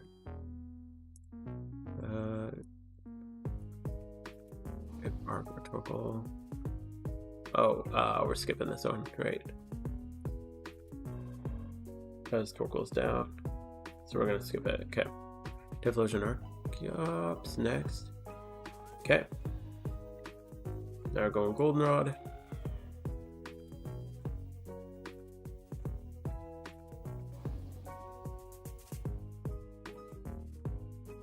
You can loan money? Oh no. I'm good. I'm good. I don't need money for anything right now, really. The only thing I need money for right now is egg hunting, and that's an endless pit of money. That's where pretty much all my money goes, especially since I got into the alpha breeding. But I'm gonna put a big pause on alpha breeding for a while to get the Shalfa Absol. Can you briefly summarize Pokemon builds of the gym run? I can't find an update of the Heatran one on your Discord. It's the exact same thing as here. Let me. Where are you at? You're on YouTube. I'll shoot you a link. There's a dog to it. It's basically the exact same thing. The only thing is I replaced one of the Typhlosions with Heatran, the Choice Scarf one with Heatran, because it hits a little harder because it's got 21 extra special attack. And yeah, I'm changing the route up because they both have Flash Fire now. That's the other change. They can Lava Plume into each other to buff each other up. And mostly because they do enough damage, they're really hard hitters. And that way you save the Eruption PP, so you can just skip more resets. Most people who take on loans are beginners who you cannot trust. Yeah, totally. Aceron's really good though. I've chatted with him lots. He hangs out in my community, so I'd say he's probably good if he's got good vouchers and definitely a familiar face in the community. Oh yeah, I've heard Gallade. I know Xanarchy uses Gallade for his alts. He said Sharpness Gallade works really well. I don't know what his moveset is, but I assume it's like Sacred Sword. I don't know what else he uses. Obviously Sacred Sword. I don't know what moves all. So no, he uses for his, but yeah, Sharpness Glade hits hard. I read Shadow Ball in one of my runs since I felt it wasn't used that much. Yeah, Shadow Ball's not that useful either. But Ice Beam has like great coverage. I use that one a lot. What are the Ys? Never each pull and activate a coin. Yikes. Hey, remember you can log out and your timer will pause. Just make sure you're not in a battle when you run to deal with the Chipotle. Richard Charm 100%. 24 red gym run is best, most efficient money making. Yeah, probably. I don't usually just do one Elite Four. When I'm not streaming, if I do red off stream, typically I do red plus 4 Elite Four, and I pop a battle point charm. But this week I was just chilling. I can't really pay attention to chat when I'm doing that, like Elite Four. It's way too involved, so I just decided to not do it. See, this one's more chill. I have a shiny Payday Rapidash. Do you think you could slot it in on a rerun team? No, not on a... sorry, that won't work on a rerun team, but... I mean, you could. It won't be very efficient. But if you want to, if you're not using, like, a really efficient rerun team. But, yeah, basically you need an AoE move to be on a rerun team. So, Eruption, Lava Plume, Water Spout, Rock Slide, something that's AoE you'll need. I don't think Rapidash gets any of those. Alright. Well, that's our charm up. Unfortunately, I screwed that run up really bad. Just by being a little rusty on the red fight. But that's okay. We made it through. Gonna pull these guys and this guy. We're gonna throw them over here. We're gonna swap our team over here. Did we get our Volcarona? Oh, it's 99. We're gonna do one more gym, just finish it up. Why not?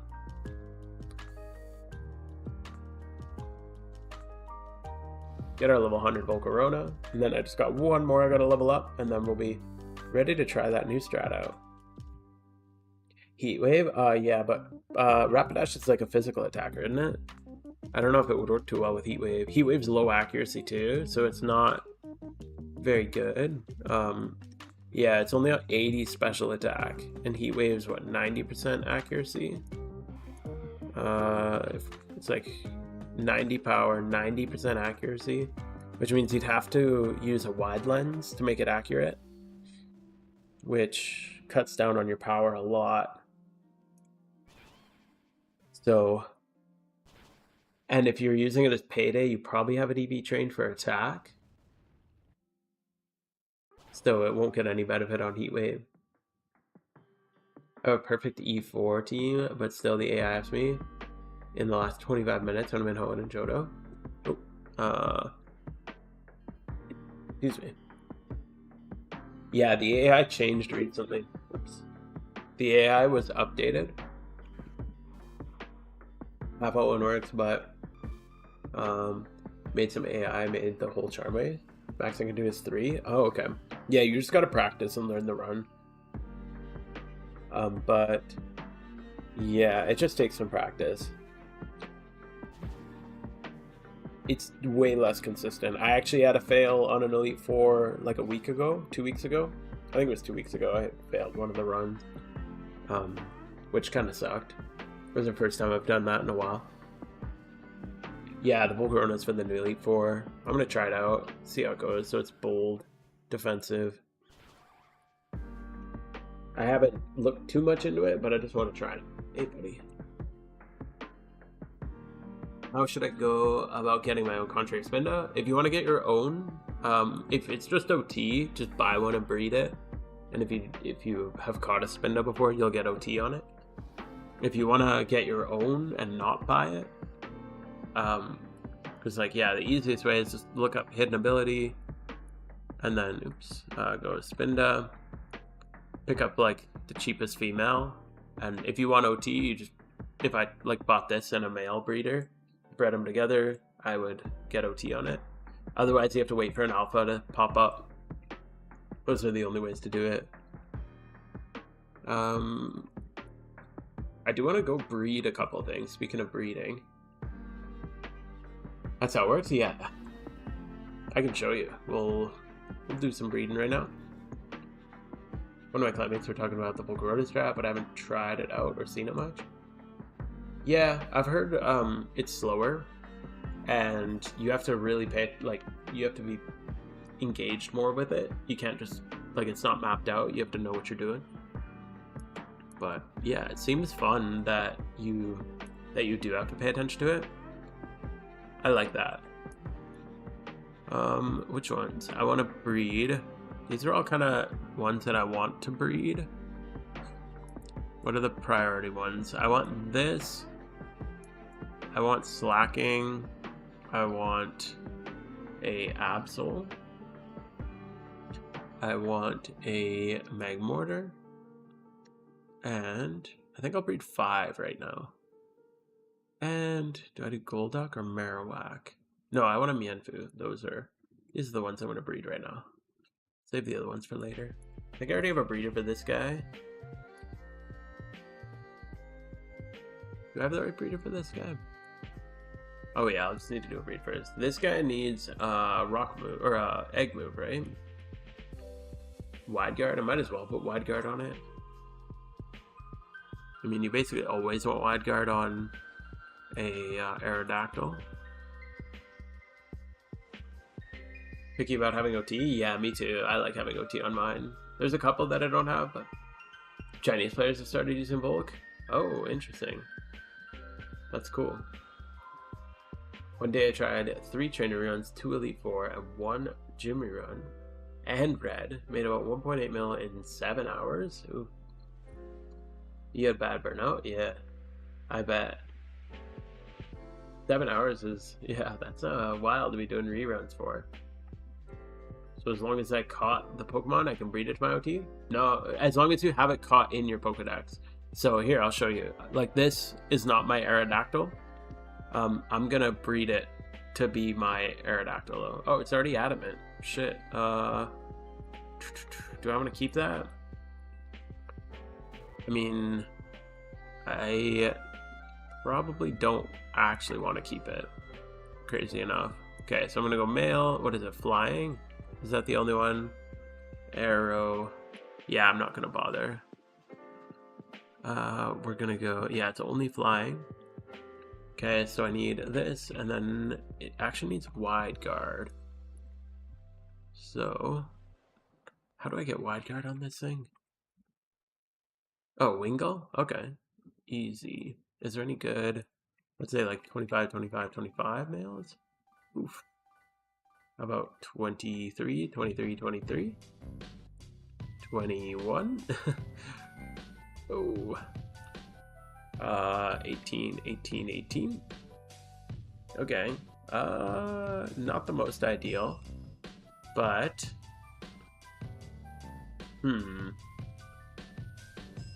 I guess that'll be our best starting point. Unfortunately. I don't want 31s. How am I gonna do this? Okay, let's go. Is it an egg move? Yeah, it is an egg move for you. Okay, why don't we do this? We're gonna go clear. I'm gonna go wide guard. Wingull. Wingull? Okay. I think Wingull is also egg. It's chain breed from Manton. Oh, okay. If we go like 20, 20, 20, anything? No, they're all male. I mean, that makes sense if people are chain breeding it. Make a video on how to breed for profit. I've thought about it. I might one day. There's a lot of background info that you need to breed for profit. We'll go. Is there a man time? That's decent. Oh man. Hello. Hello, Mola. That'd be a female, so I can't use that.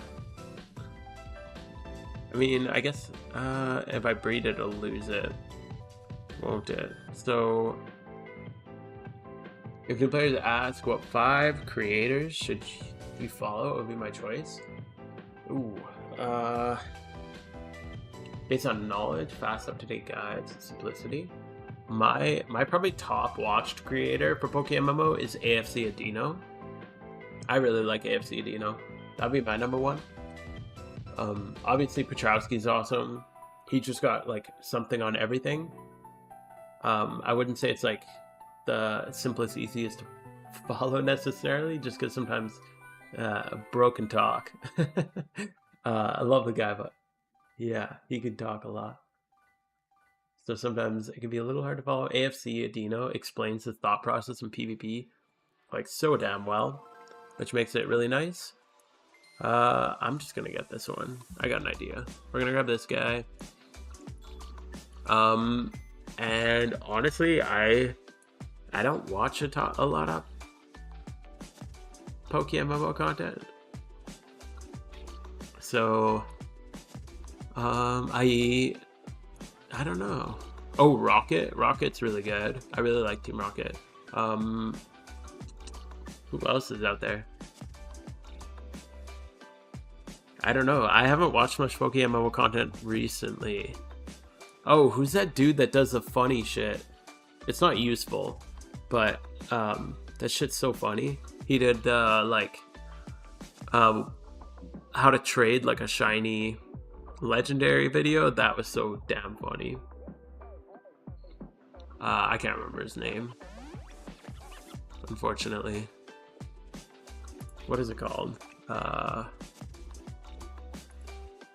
How to sell a shiny legendary Pokemon PokeMMO. I wonder if it'll pop up.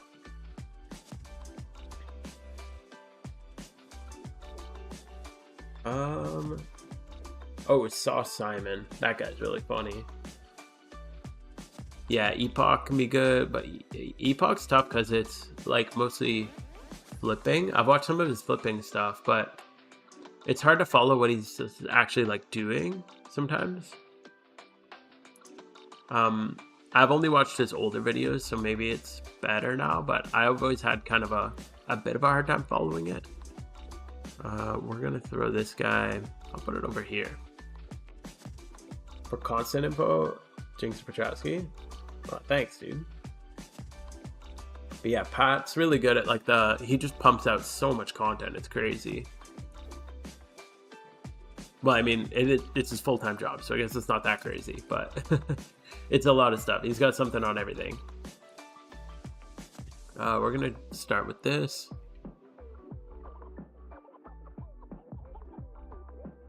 AFC for PvP. Yeah. Okay. So 31, 26. And it's not worth paying gender for. Okay. I'm just gonna do this. We're gonna roll a few times on the stats. AFC for PvP, Pat for quick updates, Jinx and Cav for guide, Young Cabbage. Oh yeah, I love Young Cabbage too. He hasn't made videos much lately. Isro for money making knowledge. Oh, okay. I don't know if I've watched his videos. I've just seen him in chat. Maybe that's Epoch. There's not the flips. Yeah, I don't really like flips too much personally. But I have watched a couple of Epoch's things. It's cool to watch, but it's kind of hard to follow what's going on if you're not really like super knowledgeable. Like I tried watching him earlier in my PokeMMO career and I'm like, I don't know what I don't know what's going on. But I figured as I've got more experienced, I've got better at following it. Okay, so we're gonna do slacking next. So if I breed a 31 speed onto this, then I can just use that for adamant because I wanted adamant. So we're gonna go with, yeah, I just need a 25 plus, 31 speed. 31, we're gonna 25, 25, 25. And I wanted alpha, and I'm assuming slacking is just field, right? Yeah, just field. T-Nums? Oh, cool. I've heard his name a couple of times, I think, but I don't think I've ever watched his videos. Male, and it's gotta be field. Okay, that's not bad. That seems good. 31, even for the defense. Cool. So we'll grab this guy, breed it with this dude. Okay. Slacking, I figure, could be kind of cool for raids, especially because I figure you could like skill swap anything onto slacking and get rid of truant. Kind of a cool idea. Right now, I mostly just breed things that I think would be fun for raids. And then speed. Okay. Good. Good. Yeah, I don't need to be on counter. Sweet. Alright. Kingdoms doesn't really upload anymore. Last video was a year ago. Oh, that's too bad. In a day, you say because my teacher aspect. Oh, yeah. Yeah, I appreciate that, dude. Yeah. Yeah, it's a tough skill to learn how to teach stuff in like a straightforward pathway.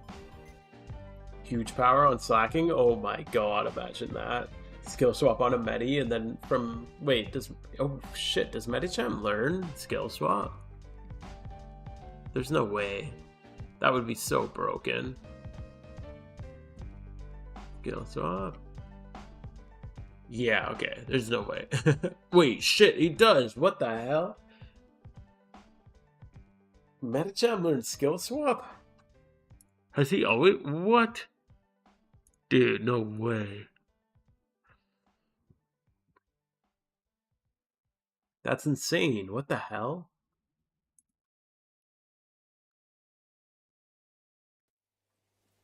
Huge power, skill swap, slacking. It seems insane. What the hell?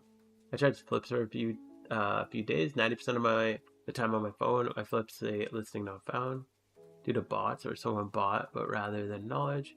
You very high ping. Yeah, you need to be quick. I don't think there's bots. I think people use that as an excuse if they're not fast enough. Personally, I really don't think botting is an issue, but it is hard to be fast enough. So it just takes a lot of practice knowing exactly what it is. Oh, how did I get my OT? Oh yeah, this is OT. Just because I have caught one in the past, like in my Pokedex. For this, you just have to make it's just got to have a green square around it. That means you've made your own. Like you've hatched a fossil in this case, or went and caught one. And then yeah, when that egg hatches, like this slacking wasn't actually mine. I have my own, but I bought this one because it was a better starting point. And yeah, you just get the OT. Think it deserves a video? Yeah, I should really. Yo, Ren, how you doing? I want to do a breeding guide. It's gonna be a big one, so I haven't done it. That's pretty much it. It's gonna be a big one, so I haven't done it. 5K. I'm gonna take a roll on this one. I'm just gonna roll this guy a few times. It's like 5K per roll. I'm just gonna keep rolling the defense stats until it gets a little higher. I'm just gonna inch it up bit by bit without any cost other than the 5K for the rolls. Okay. If damage cap doesn't exist, it would be hilarious. Yeah, the damage cap definitely makes it less impactful, but yeah, that would be kind of awesome. Or night, so I just have your vids in my ear while we're... Oh, cool, dude. Appreciate that. Can I be right up in your ear? Is that a little bit better? Oh, man. I want to make this adamant. This adamant dude. Oh, I already made this one. Never mind. He's done. Okay, we don't need to make this Absol. I already made this one. I just have to EV train it. Oh my god, what's that? Hey, I'm just in Moon's ear. Just had to get right up in your ear, you know? If I buy a massive booner, it says connect me at social media. What do you mean, your OnlyFans? Or Insta or what? Or Discord? OnlyFans. Yeah, you get full access to my full exclusive OnlyFans. I need to I want to rework the members status and stuff like that, but yeah, it's mostly just Discord and just like open chats whenever, if you want to do that.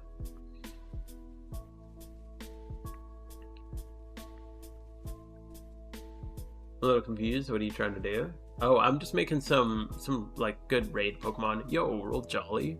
That's kind of crazy. Tempted to keep it, but I'm gonna make it adamant. Bruh. Take a card right now, give you the OnlyFans? Hell yeah, dude. Let's go.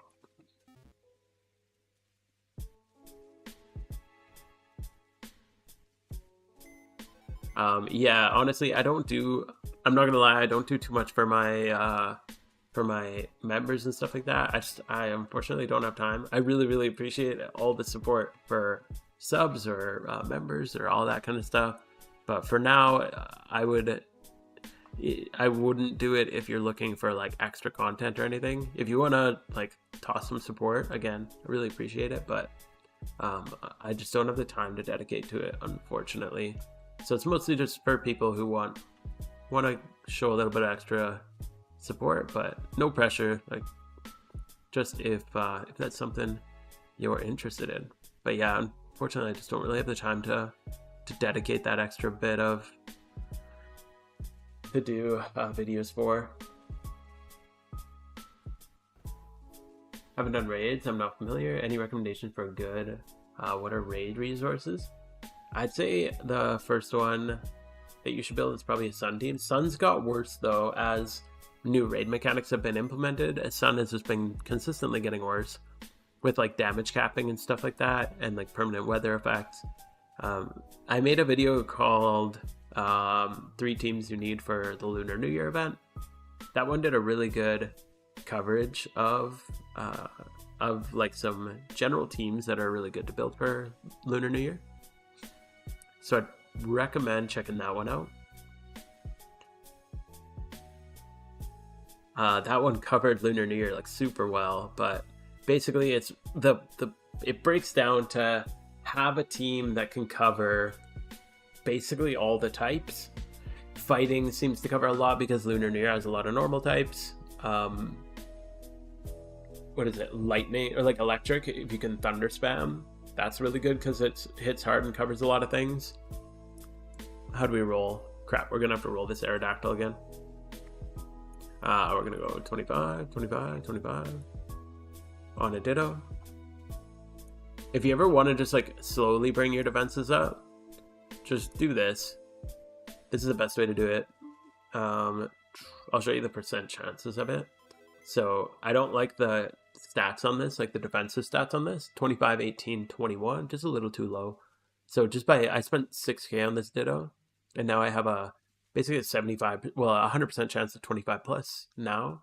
I got a 75% chance to have at least 24 defense, and then a 75% chance at least 24 special defense here. So, and you can just keep rolling it up and up and up and up until you get what you want. Wait, yours. But yeah, check out that video. Yo, Con, how you doing, dude? Hoping to have a solid coverage with Pokemon to be prepared for event season. And eventually permanent raids, whenever that might be. Yeah, whenever that might be. Optimistic way to put it. But yeah, I'd just work towards getting... It basically breaks down to having one of each type, and then having a good physical special split is really helpful too, because you're gonna have some that have mechanics, and some of the mechanics prevent... this is humanoid, right? Humanoid. So I need a 31 speed humanoid. Some of them have mechanics that like prevent you from just spamming physical attacks, so you kind of need to use special attacks. Alpha humanoid male. Cool. Does this guy? He doesn't need a egg move, does he? Egg move. Oh, belly drum. That's kind of cool. No, I don't need egg move.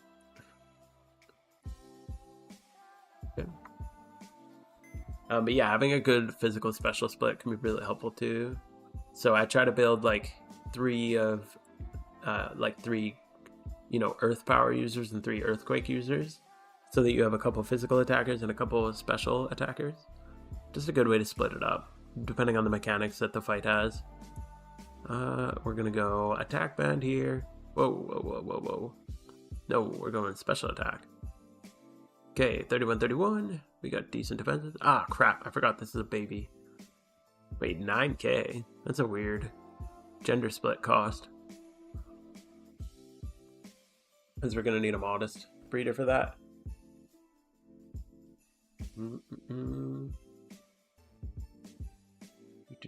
We got uncommon. Nice, nice. Magby is unbreedable, right? Oof. Okay, so this is the last one I really want to get built. We're gonna just build it up with that 31 attack, 31 defense. 31 attack, 31 speed. This is humanoid as well, correct? Field humanoid, nice, even better. So I always like to just keep mine at least 25 in their defenses. Male, and field's usually cheaper, 30k, or humanoid, 32k. So we'll just go field. These are pretty pricey right now, honestly. We'll buy that one. I like that. I created a full Elite 4 team with 2x30, 3x25, and a non-hit ability Excadrill. Ready farm. Damn, that's cool. It's working with a non-hit ability Excadrill. The only issue would be levitate. Like, you can't hit a Bronzong very hard. So if you hit a Bronzong, you'll be in a wall. But honestly, Elite 4 reruns are not working as well as they used to anyway. Oh, I'm so stupid. I bought a 31 special attack. Fuck. Okay. That's okay. We'll just relist it. Right? Yeah, I just did that. Oops. Always make mistakes, I guess. Trade log. What did I pay? 30k? I'll just throw it back up for one less. Okay, it should be 25, 25, 25, and 31 attack. That's what I'm looking for. Male, field, and here we go. 25, 29, 28, 30, 27. We'll go with... They're all pretty much the same. I'll grab this one. Okay, here we go. We got our slack out done. We even rolled 31 on the special defense. That's cool. 28, 28, 31. That thing is pretty crazy. Oh, and our Aerodactyl is hatched too.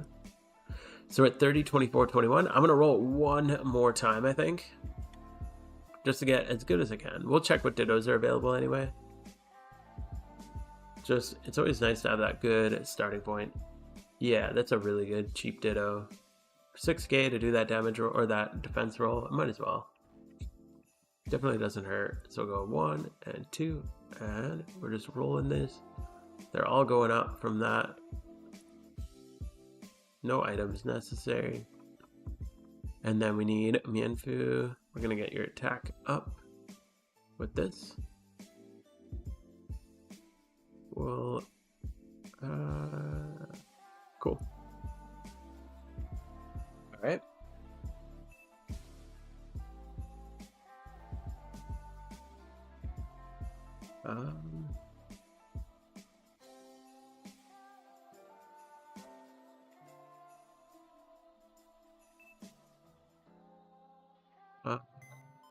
Little egg or field box.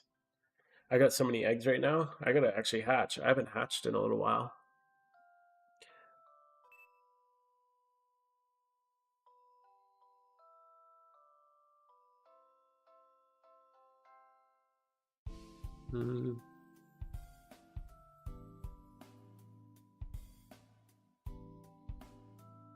I haven't bought breeders in a little while. I kind of paused my egg breeding for a while.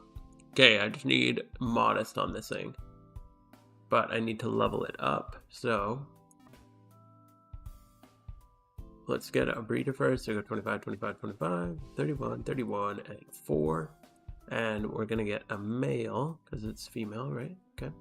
It's gotta be humanoid. Alpha. Might as well keep it alpha at this point. And modest. 100k for a breeder. Funny enough, it's a mag mortar. 25, 31, 26. Yeah, that's the cheapest. Might as well just go with it. Defenses aren't really that important. So we're gonna drop this guy in there. That's gonna be our Everstone user.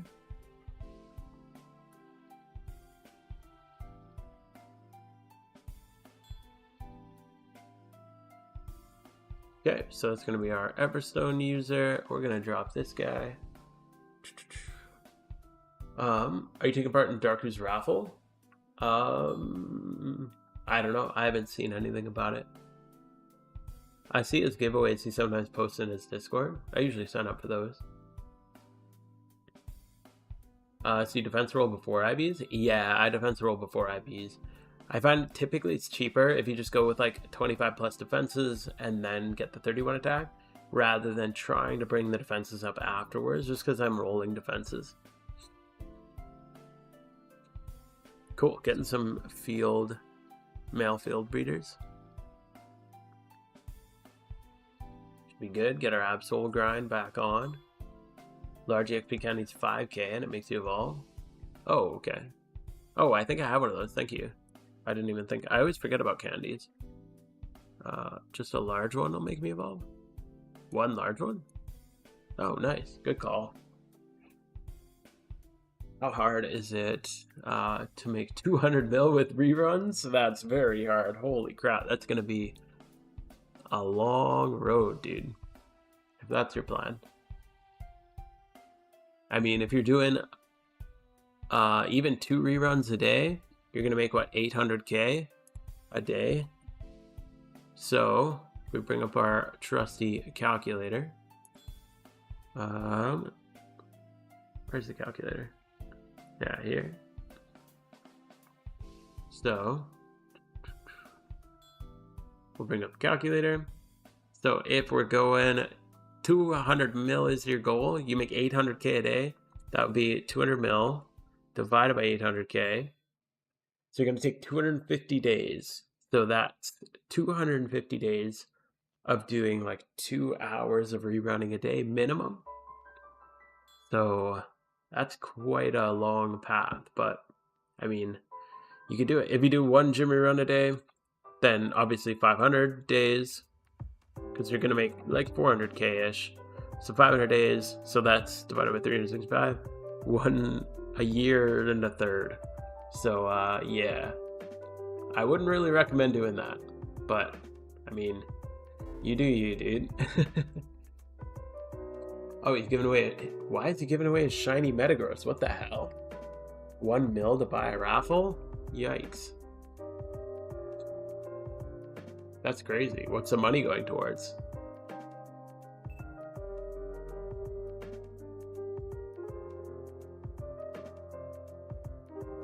Does he have a plan for what, like, the funds are going to, or is it limited tickets or something?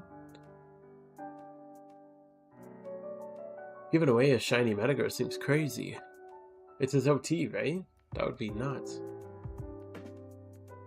I was just training EVs with some Nidorinos. You got a shiny Nidorino! Yo, GG, that's awesome, dude. Prepping raid mons? Yeah, I am. We're prepping some raid mons.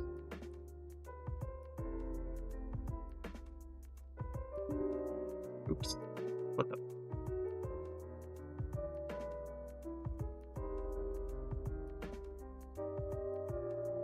Yeah, we're just making a mag mortar, we're making an Aerodactyl. We've just been rolling this Aerodactyl.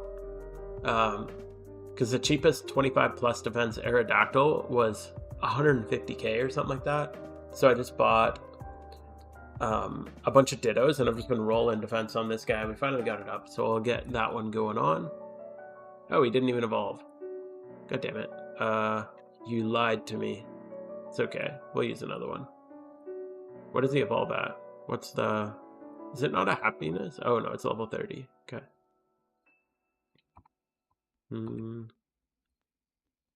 Should be good if we use another one. Oh, no, I'm going to need one more. Oh, I wish there was a way to skip move learns. How does this guy make money? Like... they took a loan to make profit, pay interest. They're rich.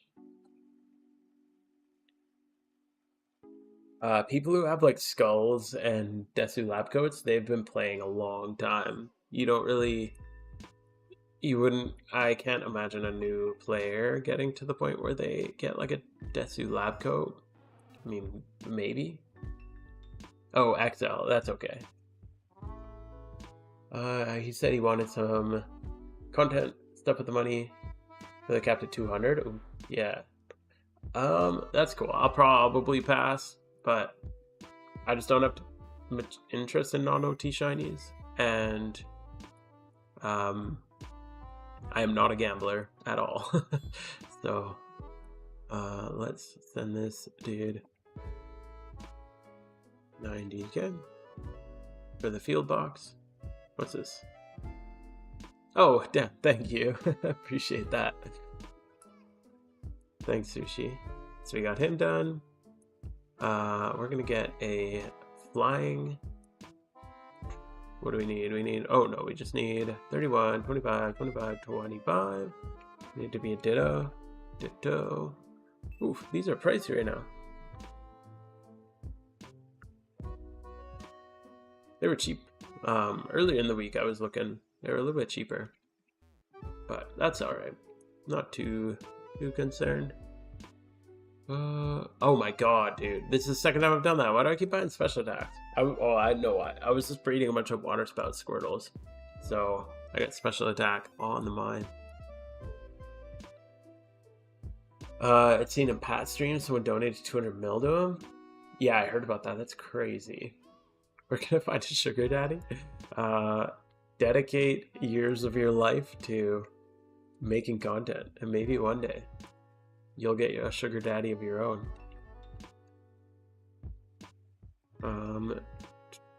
25, 25, 25, 31.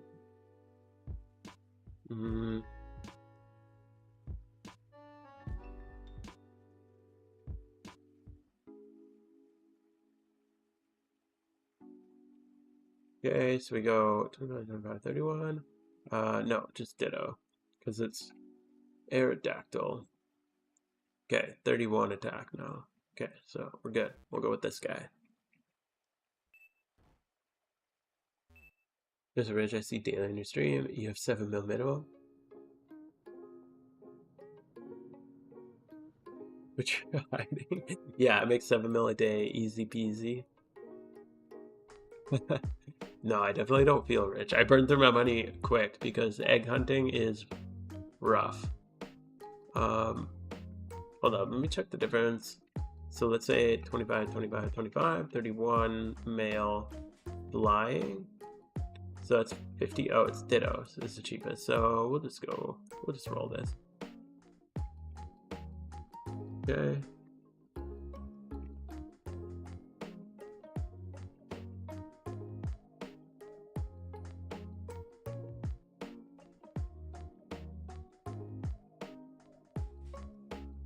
Crocodile name suggestion? Oh man. Beer simulator? That's cool.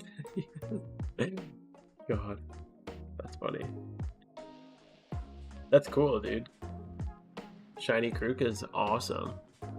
Name suggestion. I don't know, the Golden Bandit. He always looks like a bandit to me with like the eye cover. I don't know. I'm so bad with Pokemon names. I don't even name most of my Pokemon.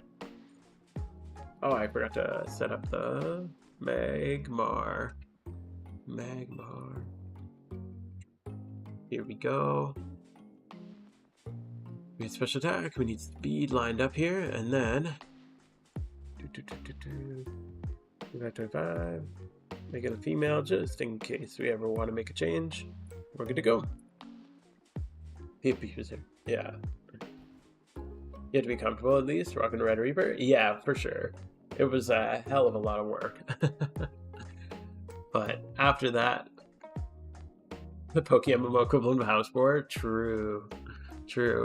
Yeah, all my money goes into funding egg hunts that never come to fruition and caught up in investments that I don't want to sell.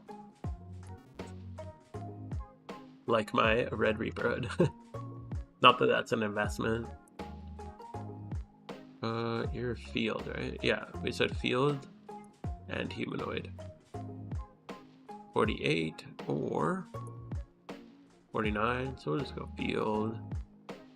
26, 27, 26, 28, I'll check the humanoid one again just to make sure. Oh yeah, that one's not as good. It's just a ditto. So we'll go with 26, 27, 26. That one looks good. What do you do if you're burnt out of gym reruns? I usually breed for profit in between gym reruns. That's my... breeding for profit is probably my favorite money making. Oh shit, what? I rolled adamant on this thing. Okay, change plans. I didn't realize I rolled adamant. Hell yeah. Glad I caught that. So we'll post this thing back up for, what was it, 48k? 48. 885, sure. Yeah, I like breeding for profit. That's pretty much it. If I really want to go for items, I'll do some amulet coins here and there. This is going to be an expensive buy, but I think it'll save us money in the end. So we're going to need a 31-31 male. So 25-25-25, 31-31 male field. Oh, 100k is not bad actually. Or we go humanoid. Oh, way better to go field. Okay. So this one's better. 27, 27, 25, or 26, 29, 28. Zora. That's cool. 28, 28, 26. I think that's the best one. So we'll go with that one. Nice. Lepa earnings not feeling worth it. Actual selling in large amounts of grind itself. Yeah, I'd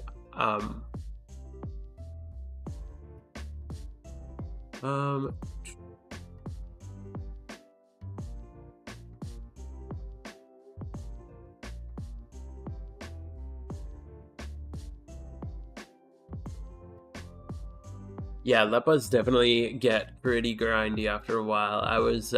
I did them for a while, but I just got so burnt out of them after some time. Okay, we got our 31, 31, and I usually just like to make them female, just in case.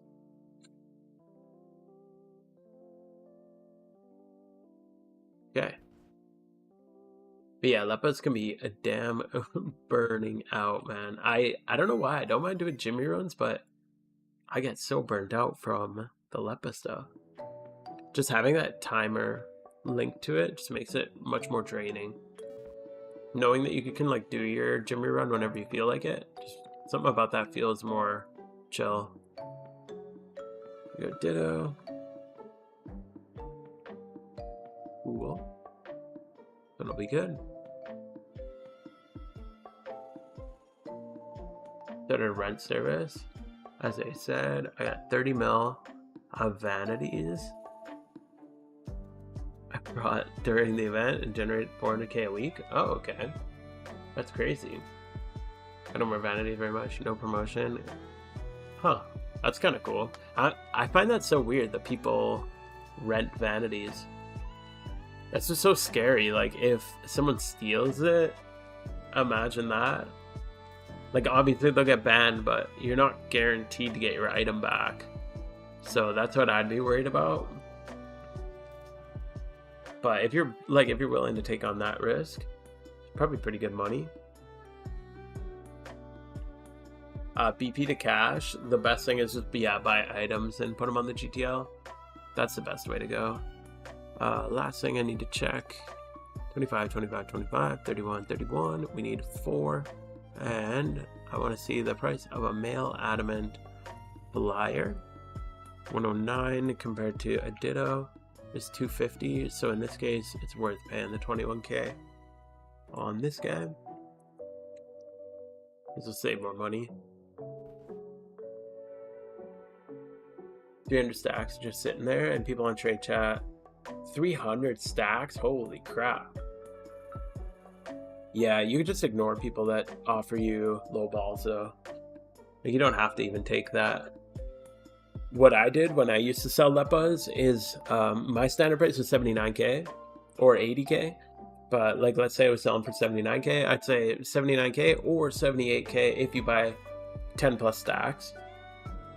And that had two benefits. First off, it made people like feel like they're getting a good deal, which was nice, even though I only really wanted 78k. So it kind of worked out. And the second thing is it encourages people to buy in more bulk, which results in you having to do less sales. Keep complete opposite with gym reruns versus berries. Up his line up with my work schedule. Oh, nice. Yeah, that's awesome. Yeah, it doesn't work up. It doesn't work with mine because, like, I mean, yeah. Before work, I gotta get my daughter ready for daycare, and then I go to work and get back. I gotta pick her up, and then I spend the night with her, and by then it's time with wife, and by then it's been way too long. So it does not work. I basically have 24 hours from between the times that I can actually play. And gyms are nice because I have like little 5 to 10 minute intervals in between all that. So if I have like 10 minutes, or if I get to work like 5 minutes early, I can like sit in my car and do, 2 gyms or whatever. But Leppas, you can't just water a couple plants and then leave the rest for later. It's an easy process to get back. Just screenshot everything about the transaction. Yeah, I don't know. I had that happen to me once, and the mods were like, too bad. We banned the guy, but you don't get your stuff back. So I just be cautious with that. I had screenshots of everything too, and they were like, yeah, we banned him, but be more careful next time. Which I was kind of pissed about. But especially because I was pretty new at the game at the time, which really sucked.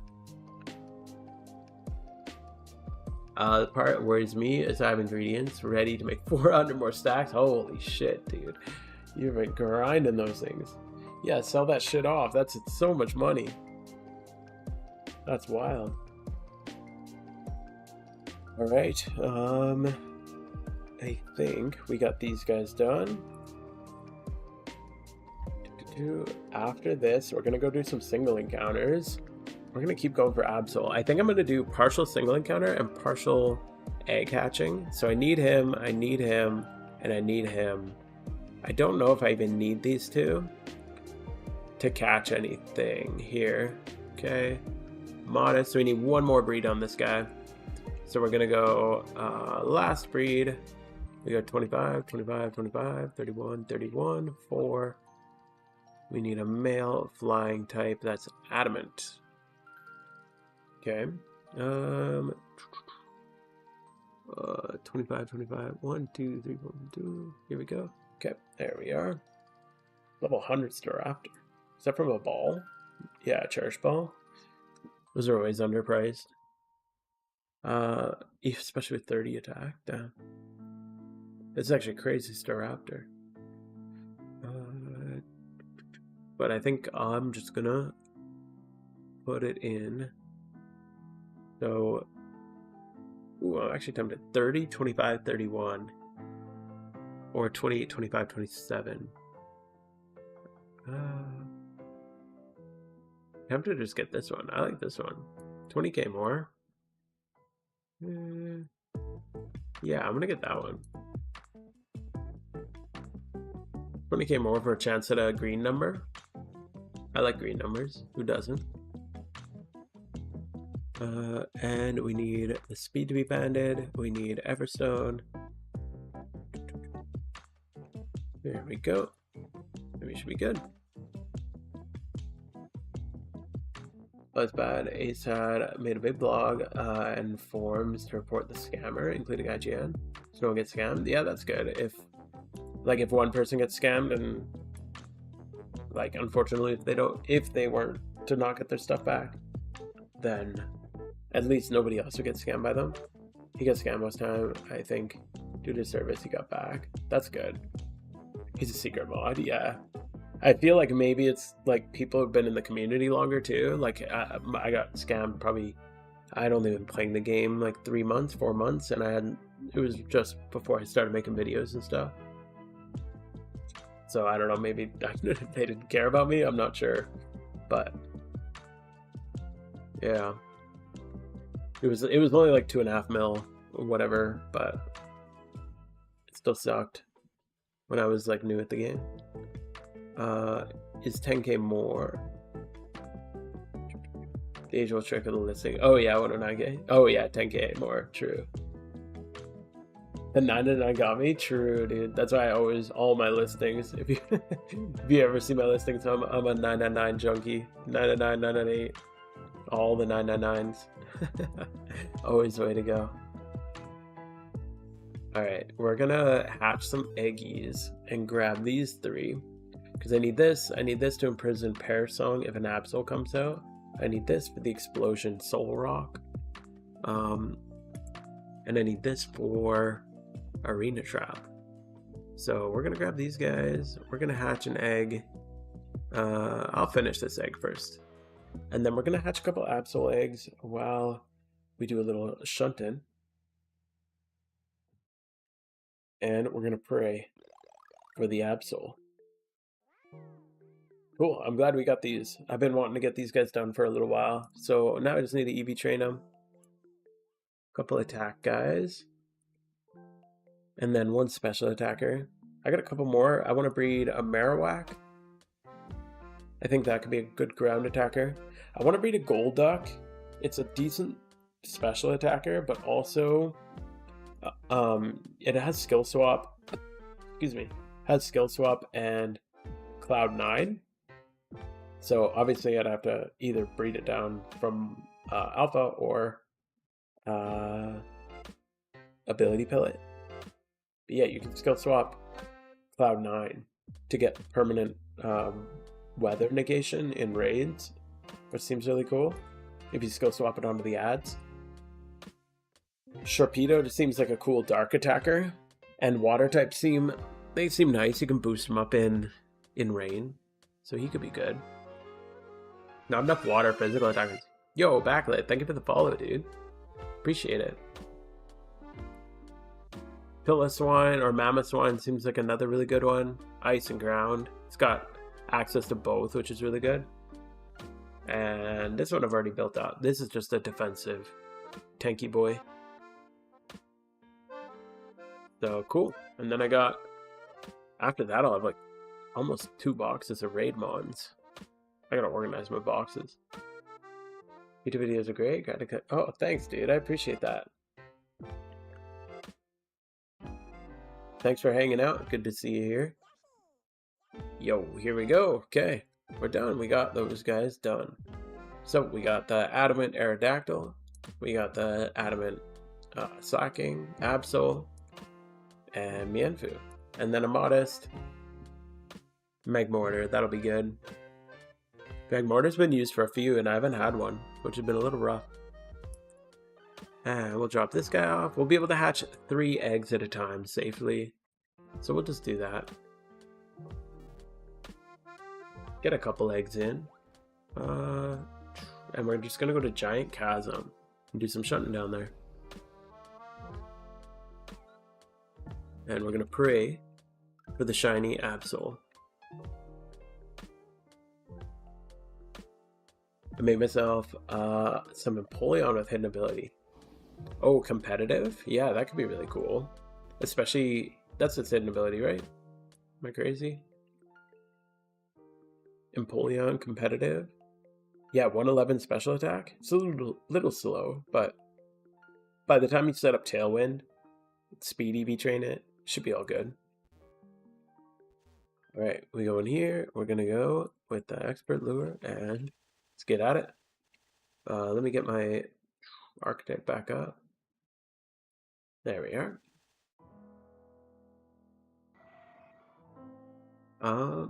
Yeah, I think Empoleon's a good call. Do you think there will be a team that involves no swapping until the PP's over? There could be, like, theoretically. I just don't think there's not that many things that can hit hard enough.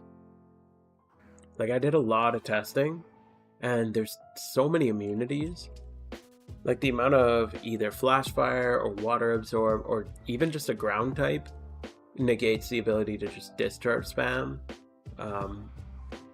The amount of flying types negates the ability to earthquake spam. There's so many things that just negate things like your types completely. So you kind of need just like a massive amount of just brute power, which eruption is really good for. That's why like eruption and water spout are so good, because they just hit so hard. Like they're what, 150 base power. There's not many things that are AoE with that much attack. 3 pairs of hidden ability, but hidden ability Excadrill, with Mold Breaker, it still doesn't really work though, because it won't hit a flying type. So I tried hidden ability Excadrill in some runs. I tried Garchomp too, just without hidden ability, because Levitate's a bit of a problem, but it's not even really the Levitate. It's more that almost every gym just like has a random flying type in it. Just like out of the 25 Pokemon that it has, it can just like one of them can just have it. Check Discord. All right.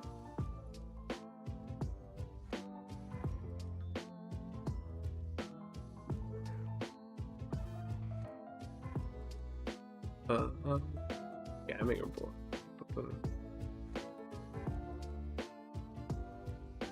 Damn. Okay, that sucks. You get scammed a lot. Holy shit. Yeah, be careful with that.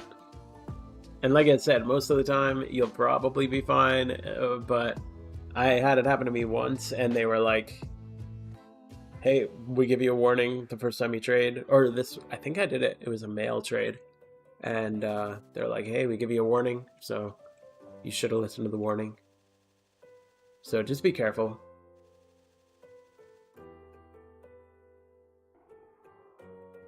I assumed it was fine because I heard Pat video or Pat on stream when I was starting say that it was fine, and so I was pretty surprised that they didn't give me anything back. Doesn't Exca have Rock Slide?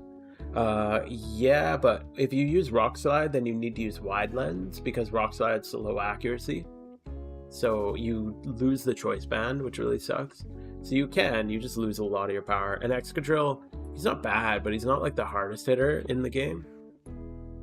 What is he like? Oh, 135. I guess it's pretty good. It's just his ability doesn't really buff his attack, and Wide Lens isn't great. So yeah, there's not me. That was it. Oh, okay. Yeah, I'm really glad he gets his stuff back all the time though, because that would really suck if he lost it.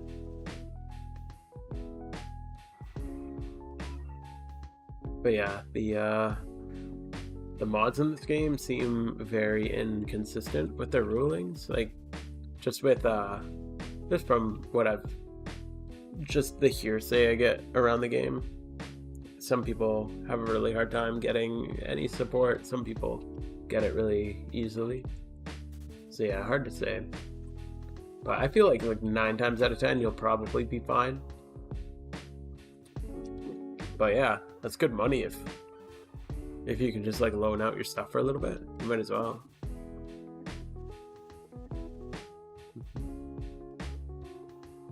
Okay, we got a couple hatched Absols. We'll go grab a couple more. And then we'll just keep running back up here and keep shunting. You're gonna go to bed? Alright. Cool. Well, thanks for hanging out, dude. Oops, I'm stupid. I didn't go and grab more. Yeah, thanks for hanging out, dude. Glad you enjoyed it. Have a good sleep. I'm gonna have to head to bed pretty soon, too. Unfortunately. I still got a little while. We'll do some shunting, hatch a box or so of eggs. I just want this Absol, man. Hopefully it comes soon. Hopefully.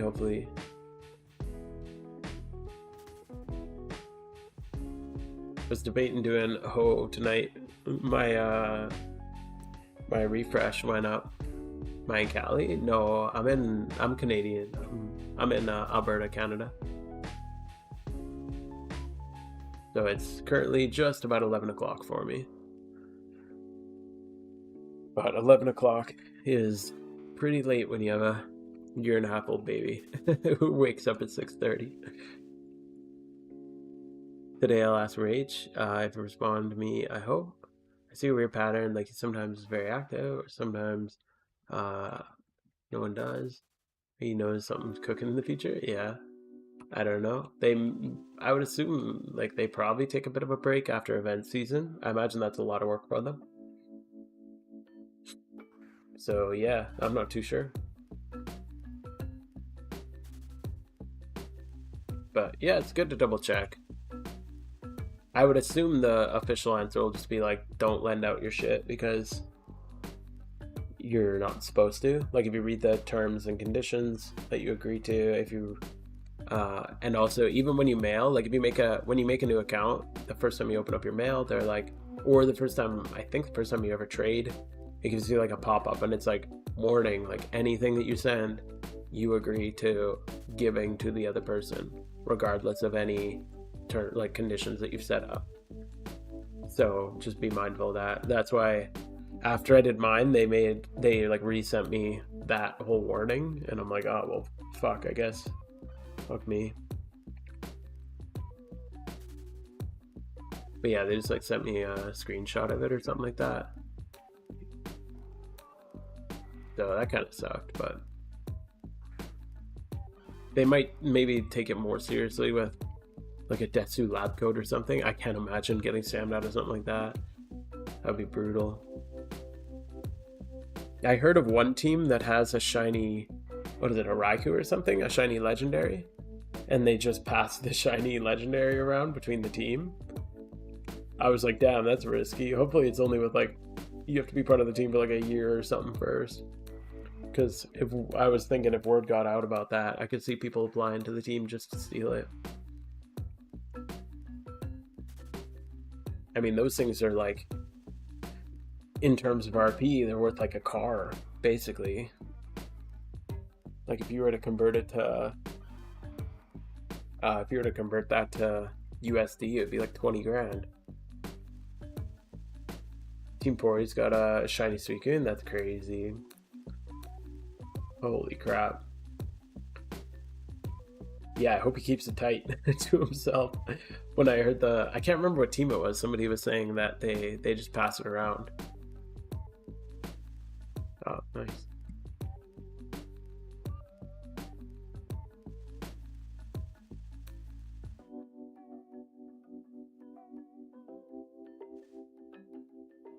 He was on the team I was on before Void. Oh, cool.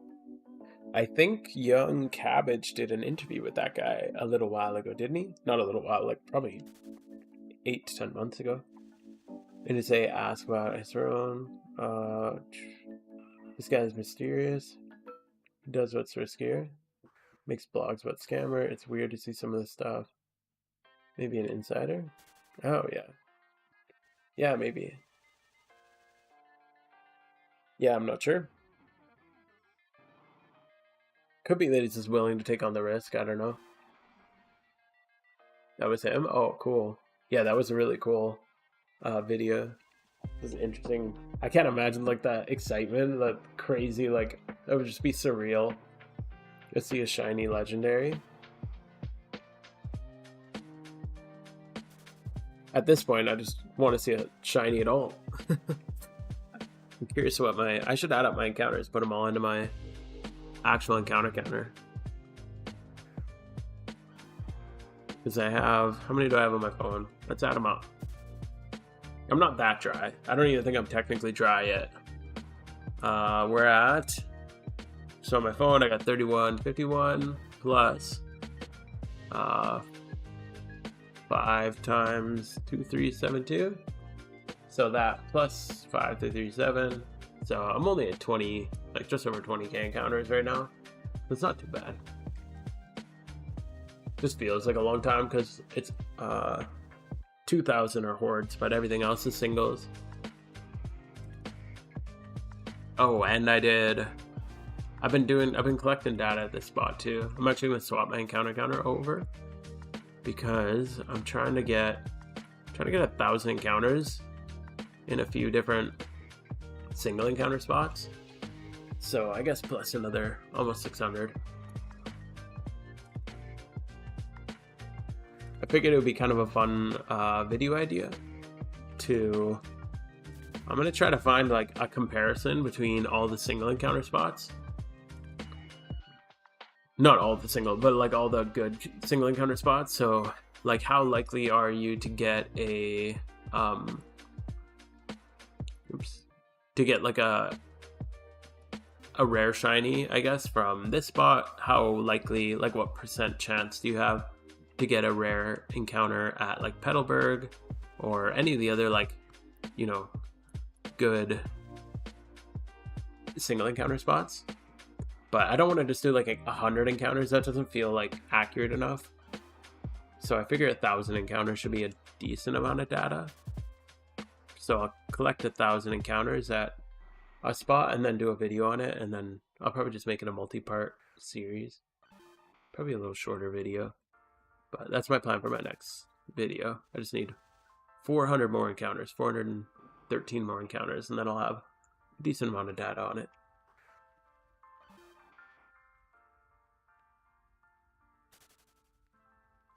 Watch him back for more than 2 years. Never feel anything about him or you. The Ace is suddenly everyone talks about him and then silence. No. Yeah, I don't know. I try to stay out of the Poke MMO drama. There's too much of it. It's crazy. Man.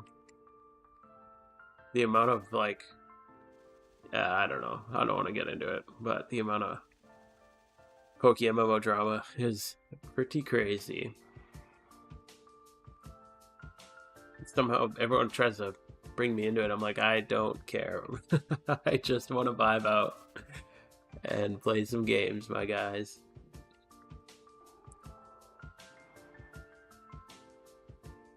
But yeah, Petrovsky's a cool guy. I've never really talked to him much, but we've messaged a little bit here and there. And he always seems like a cool dude. And I watch his streams here and there too. He streams at a terrible time for me though. It's always when I'm at work. Or I'm like having breakfast with my kid or something. He streams early in my day. So if it's on the weekend, I'm usually busy with my family. And if it's on a weekday, I'm at work. Drama alert. No, don't drag me into that. Don't drag me in.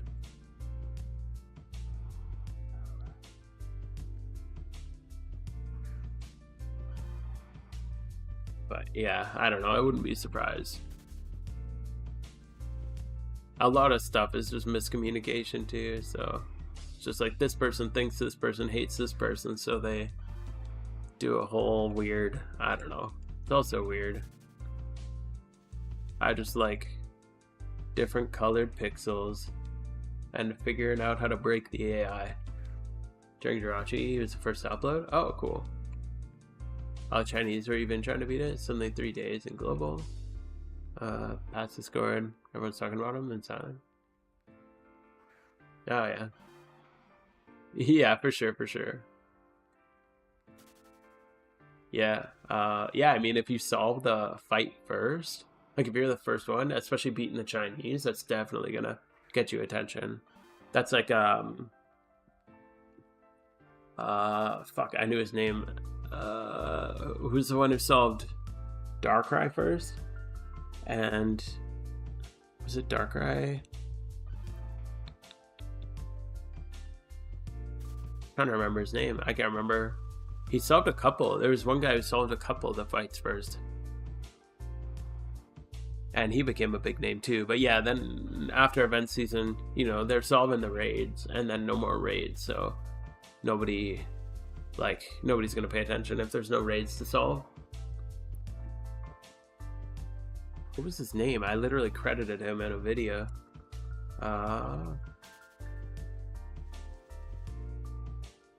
That's bothering me. I want to go. I want to go check. Yeah. I think I linked.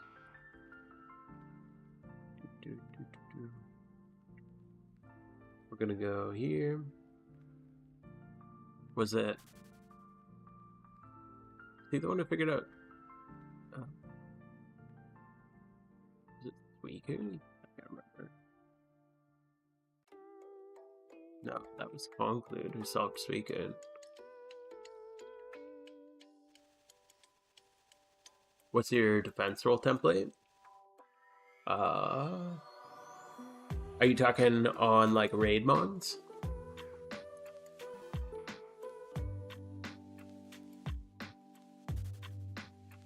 Because for raid mons, typically I'm going like whenever it's a raid, I want 25 plus in the defenses. Jedge, that's the one. Okay, J-E-J. He got to be a big name during the raid season, during the events. Because he like solved the fights really quick. But now like nobody's doing the fights. So I think he still hangs out in the community, but much less spoken about. Like when you're trying to get defense up on any Pokemon. Oh yeah. The raid stuff, usually I'm going for 25. Or even PvP. I don't even go 5x31 anymore for PvPs. I did a video, if you're curious about the math on it, called Is 31 Worth It? And the conclusion was basically, no, it's not, even in PvP. Like if you're a top player, or if you want like to absolutely edge out the wins, obviously it's better, but the cost is just not worth it. Like if you can build 3 Pokemon that have 2x31 and 25 plus in their defenses, or 1 Pokemon that's 5x31, I'd say like take the variety. You have more coverage, you have more access to more teams, you can have more fun with more teams, and like the amount of times 1 or 2 HP is going to make a difference is so minor, it's not worth it. But it was a fun video to make just because the math was really surprising as I was kind of uncovering it throughout the video. We went over raids for a while. No, as far as we know, like the current knowledge on it is not till Halloween. That's not to say we won't get like a surprise update. The PokeMMO team is infamously quiet about everything, but yeah, currently, best we know, it would be Halloween. I'm gonna lie, weird feeling about Ace. Yeah, Illuminati. Yeah, dude. Yeah, come on, sell your soul with me. Giratina will treat you well, don't worry.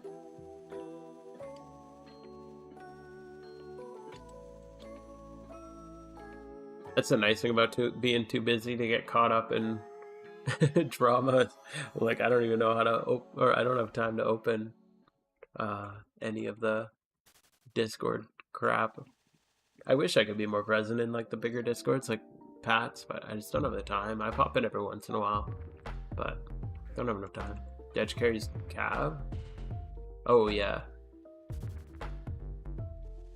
Yeah, Jedge is crazy, dude.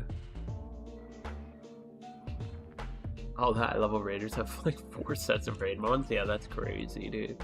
Especially with the OT clause. I mean, the OT clause on was it? Yeah, Shaman wasn't that bad. Didn't you only need like 1 or 2 OTs? But yeah, they are kind of crazy.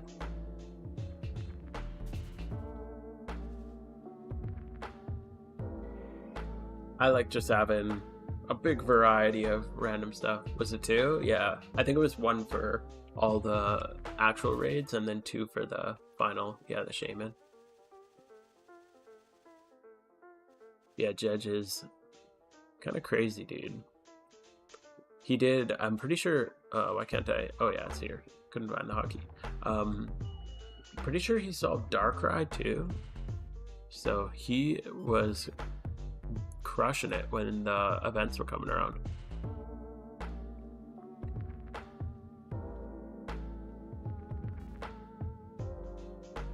Suggestion for membership, friendless in MMO and Discord, party chat, read, group.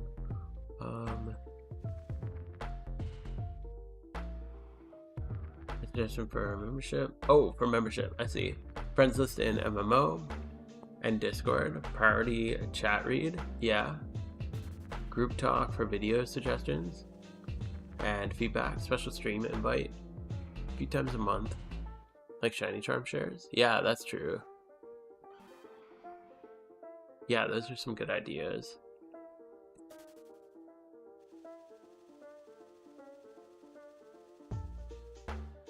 Yeah, I wouldn't mind doing a thing like if you're like a certain tier of membership on YouTube. I should start doing like polls, like for if you're like a mid-tier or higher, I'll give you like kind of 3 video ideas and let you vote on it. Because currently it's just an extra support thing, but it'd be nice to give you like, I don't know, more. I wish I could give more to you guys, but hopefully one day. I think the first Darkrai solve and Heatran solve in NA were by the same guy. Oh, that's cool. Wasn't the first Heatran was the Spanish team. It'd be cool if they made some sort of leaderboard in the game. Dude, yeah, I would love that. I was talking to I don't know if it's still around, but one of the devs, like one of the game designers of PokeForce, and they definitely seem like the type who would add that kind of stuff. I'm really excited to see how many improvements that they can make in that game. I got a really good feeling about that one. What are you hunting? I'm mostly going for Absol here. So we're hatching a couple Absol eggs, and also single encountering for it. Metagross is also here. So it's a nice spot for that. But yeah, basically Absol is the #1 goal right now. This spot, unfortunately, you need to bring a few things though, which is why I can only hatch 3 eggs, because Absol has Pear Song, so I need to have Imprison and Pear Song. And then something has Explosion. I'm pretty sure the Drifloon or Solrock, one of them has Explosion. So I got the Dampmon for that, and then the encounter rate here is pretty low, so I use Arena Trap or Swarm or whatever to lead. You gotta be a little prepared at this spot. Your feedback may be helpful, as you can know in different part what people like, what not. Which part feel boring and exciting? Yeah, that's true. It is nice. YouTube gives a lot of good analytics on like where retention drops off and stuff like that. So I know it gives a lot of good data on like overall data. It'd be nice to have like specific feedback. Suggestions can help with what they want to learn. Yeah, for sure. I would like to go in my next couple videos too, a little bit away from like educational content, and I do want to make a Nuzlocke. I was curious about this. I kind of want a Nuzlocke, but I don't know. I feel like I don't know if I want to stream it or do it off stream.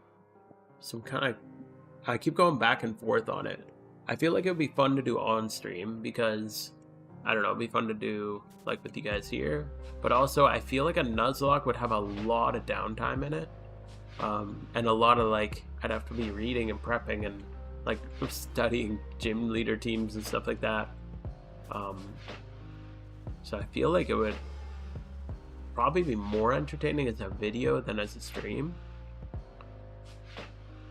Obviously I could do both, but yeah, I just keep going back and forth on that. I think it would be fun to do as I think it'd be more fun to do as a video series. Wish you could mail eggs, then you could do an egg lock with viewer eggs. That'd be cool. An egg lock.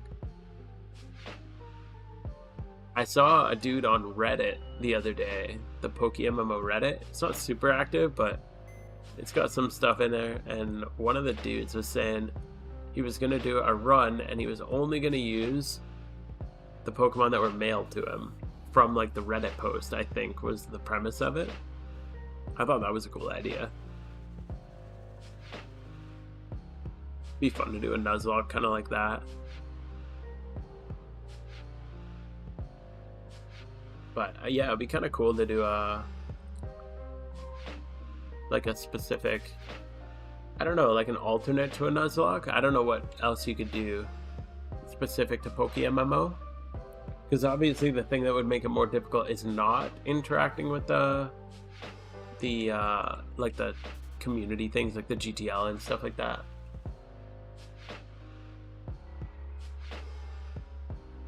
Oh, is an egg lock a real thing? I don't actually know what an egg lock is. One can give many new player wants. What should we complete on main before making alts for profit? Yeah. Oh yeah, for sure.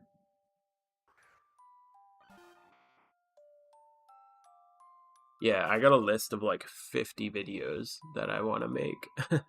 There's too many, honestly. If you do a Nuzlocke, you can level the level cap on alt with reamp to make it faster. You can level the level cap on alt using reamp. Oh, that's true. I guess that would save time, because typically on a Nuzlocke in a ROM hack, you're playing with a fast forward button, which would save a lot of time. So that's a good point. Would people see that as like cheating? I don't know if that would be considered like a cheating thing. If you leveled on an alt, it'd be really like way nicer and convenient.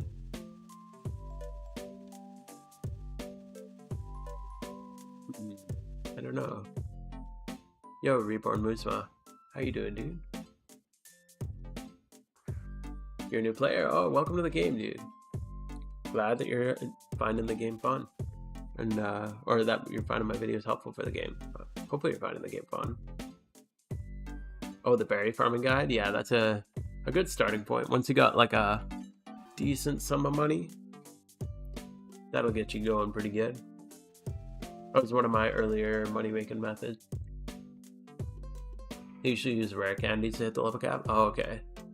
Yeah, and the nice thing with this is like a hard level cap. Like you literally can't level up beyond it. So that'd be kind of nice for like not having to worry about it. Because I know some Nuzlocks you have to like watch your level and you can't go over a certain level. But this one, it's like baked into the game. It's a Nuzlocke, but instead you encounter wild Pokemon, you hatch. Oh, instead of encountering a wild Pokemon, you hatch a new egg for every encounter. Oh, cool. In ROM hacks, they do customers with it. Oh, that's funny. Okay. That's a cool idea. As long as you don't EV train, I don't think it's cheating. Okay. Yeah, that's true. Because I'd probably, if I did a Nuzlocke, I'd EV train my stuff, but I'd EV train my stuff in, like, on the legit, like I would keep it on my Nuzlocke account and then EV train with whatever I have access to, like whatever I'm able to do. I probably wouldn't have Sweet Scent, which would be rough. Very fun. I finished Kanto, Hoenn, and Unova. Nice, dude. That's a good start. Should I save up a mil to start berry farming? Yeah, that's a pretty good one. I'd say about a mil is pretty comfy. Start with one character and just start by buying the seeds. Don't go in with like multiple characters and doing like way too, don't get in over your head. When you start berry farming, just start small. Buy the stuff you need to plant like one crop and figure it out, and then kind of see how it solves or see how it suits your lifestyle, where it fits into your schedule. Because a lot of people are like, oh, I want to start berry farming, so they get 6 characters through Unova and they buy like, 2 mil worth of stuff, and then they forget because they're not used to the schedule and lose all their money immediately. So don't be that guy. Just start small. Even doing one character, you're gonna make pretty good money. I'd say the majority of my berry farming time, I just did one character, I just bought the seeds. And that was pretty much that. Oh, my Absol's hatched. You got 3k lapis to show with? Nice. Yeah, berry farming's nice too if you're a shiny hunter, because you just make your own berries. And they're way cheaper to make yourself rather than buying. Like, obviously you make more profit if you just sell them off, but it's nice to have your own leppas.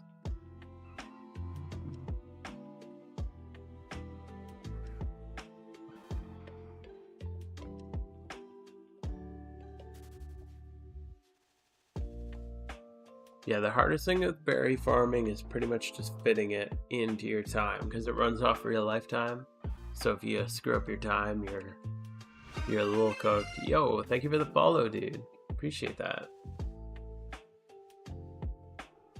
Once you get going, the only cost of the harvesting tools? Yeah, exactly. Especially if you're making your own seeds. Like, if you're just doing one character, it's probably more worth it to... I guess not more worth it, but the payoff's better if you just buy your seeds and just keep at it every day.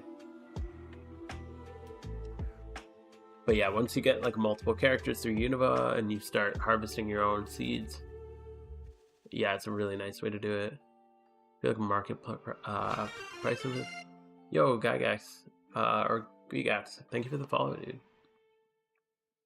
I feel like market prices influence berry farming. It discourages me a lot. Yeah, that's a nice thing when you...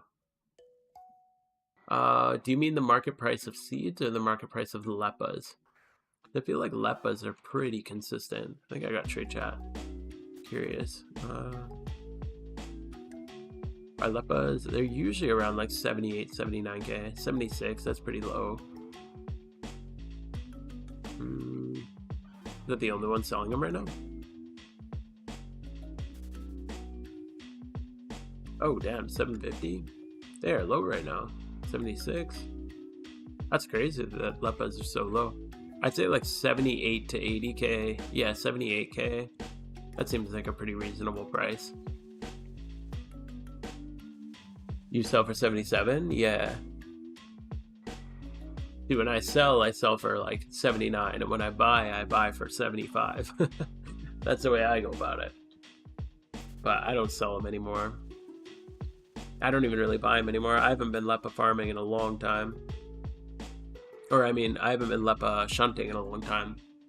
I pretty much only do the singles these days. All I care about right now is Absol. I just want a shiny Absol. It's so bad.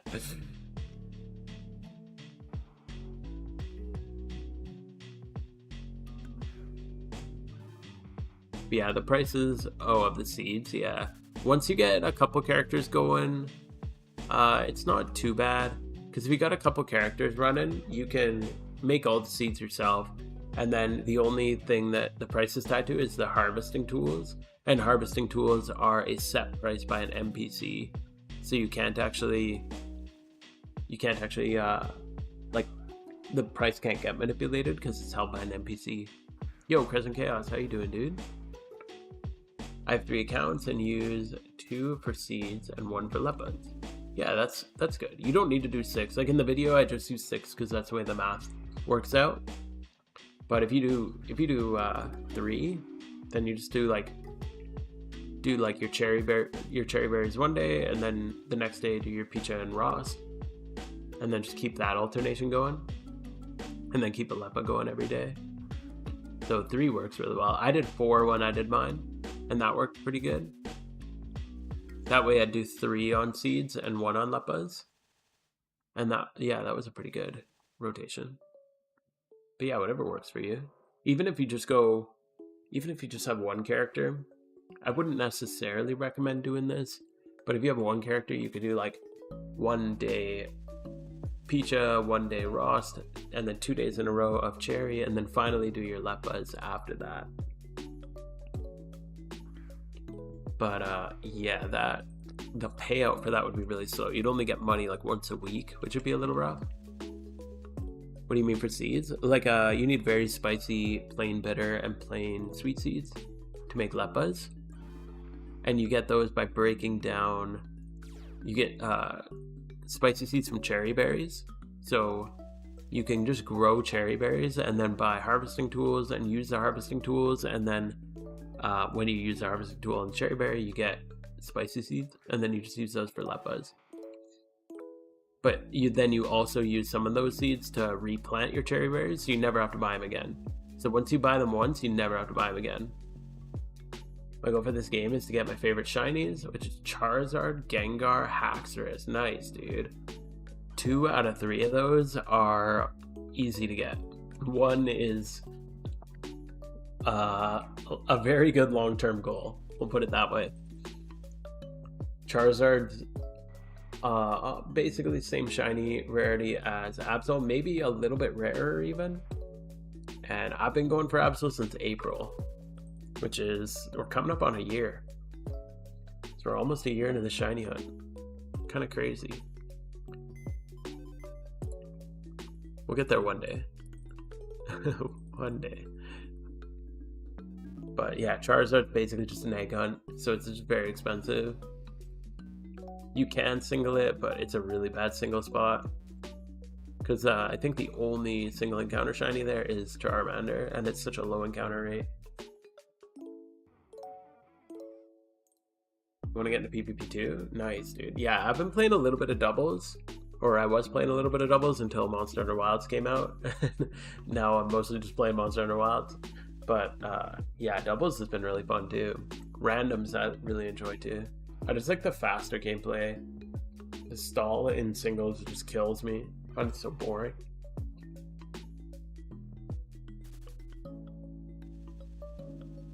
A year of shiny hunting? Absolutely, yeah. It's rough. But the rare hunts are brutal. I'm just about 20,000 eggs in. And then, I don't know how many singles. I don't keep track of all the singles, but yeah. You doing Haxorus right now? Dude, cool. That's funny, you're doing all the same one. Charmander eggs are so expensive. Yeah, you're just gonna buy a bunch of Charmanders and then buy a bunch of Dittos. Yeah, you have to buy Ditto box. So let's say you buy 60 Charmanders. That's a full box. And then you buy 60 Dittos. Assuming they're all male Charmanders. Then you breed the 60 Dittos with the 60 Charmanders. Use like male breeders for any female Charmanders just because they're cheaper. But yeah, you just breed them together, and then that's what I'm doing with these guys. These are all Absol eggs. So I'm just hatching the Absol eggs, and then yeah, just hoping that those hatch. And then while I'm hatching these Absol eggs, I'm just doing some more single encounters just to increase the efficiency a little bit more.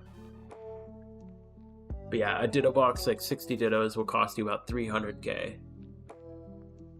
So it's 300k for 60, and usually you need, you know, the shiny rates. Well, when you're making the eggs, usually you'll want donator status and shiny charm. So your rate will be about 24k.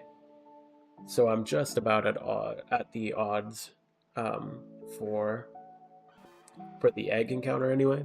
I don't know how many single Absols I've come across, but oh well.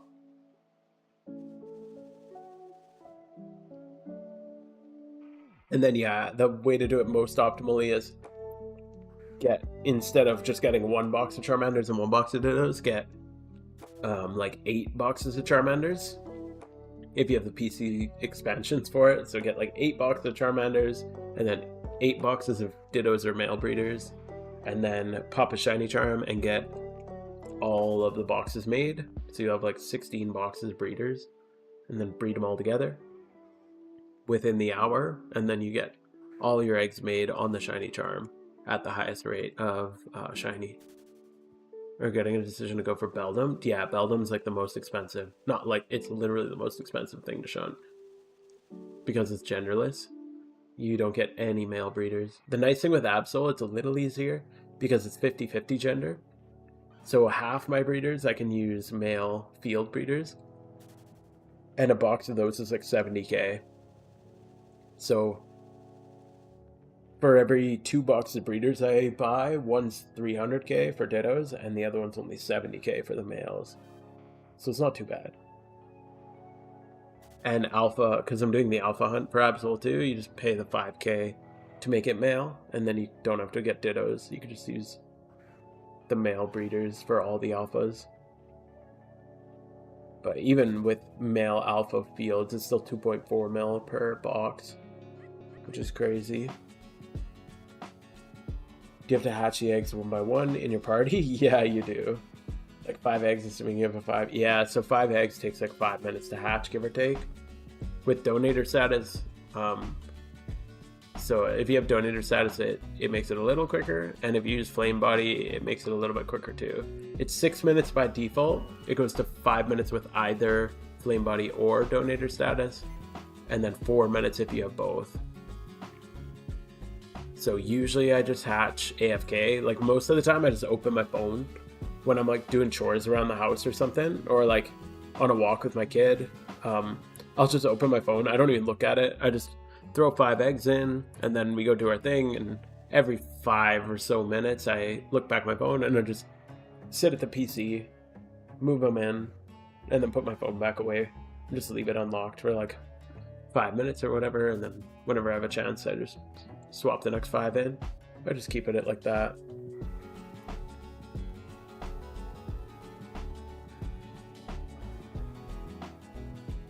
How long have I been playing Pokemon? I started about 1.5 years ago. Here's my trainer card. So September 25th, 2023. So yeah, like 1.5 years.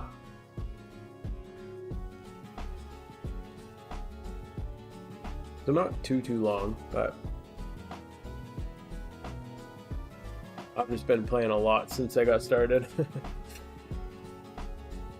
Just the easy 2,700 hours. But those hours are like I said, a lot of my hours are just like leaving my phone unlocked while I allow eggs to hatch. Oh yeah, all good.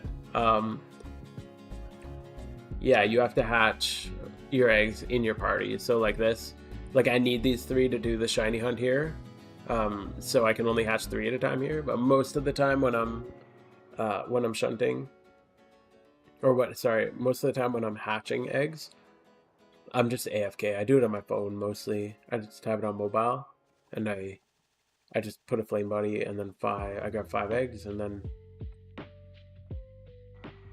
yeah, you can pretty well AFK it though. Like you have to look back at your phone or whatever you're doing, or your game, every 5 minutes, and then you just swap it in. So I'm like pretty AFK, even when I'm like, I shouldn't say this, but if I'm like driving or whatever, well, even like, you know, I'm about to go to the grocery store. The grocery store is like 5 minutes away, but you don't have to actively engage with it. So I just like open it up, throw them in, but just, and then when I'm there, check it again, swap it, put that, you know, go grab the milk or whatever. By the time I got the milk, I got another 5 eggs. And then swap the eggs back in and drive home. There we go. 15 minutes to go to the store and get milk and back, and you hatch 15 eggs. Easy peasy. 2,700 hours in 2 years. A lot of time waste. Teacher. Yeah. For sure. But like I said, a lot of that time's like very AFK. But yeah. Hopefully there's no students watching.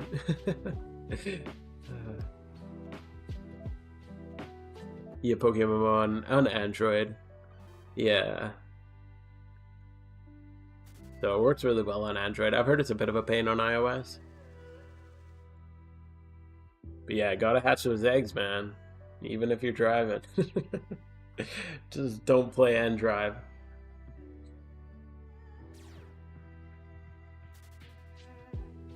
But yeah, it's pretty easy to hatch eggs AFK.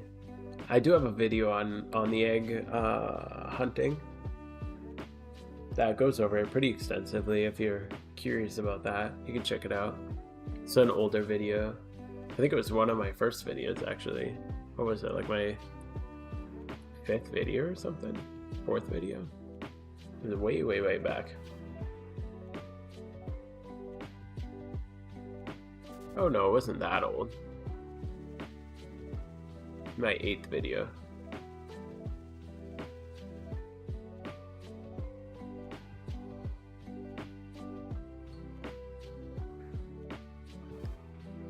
Buy a Tesla? Yeah. No, thank you. Not these days, that's for sure.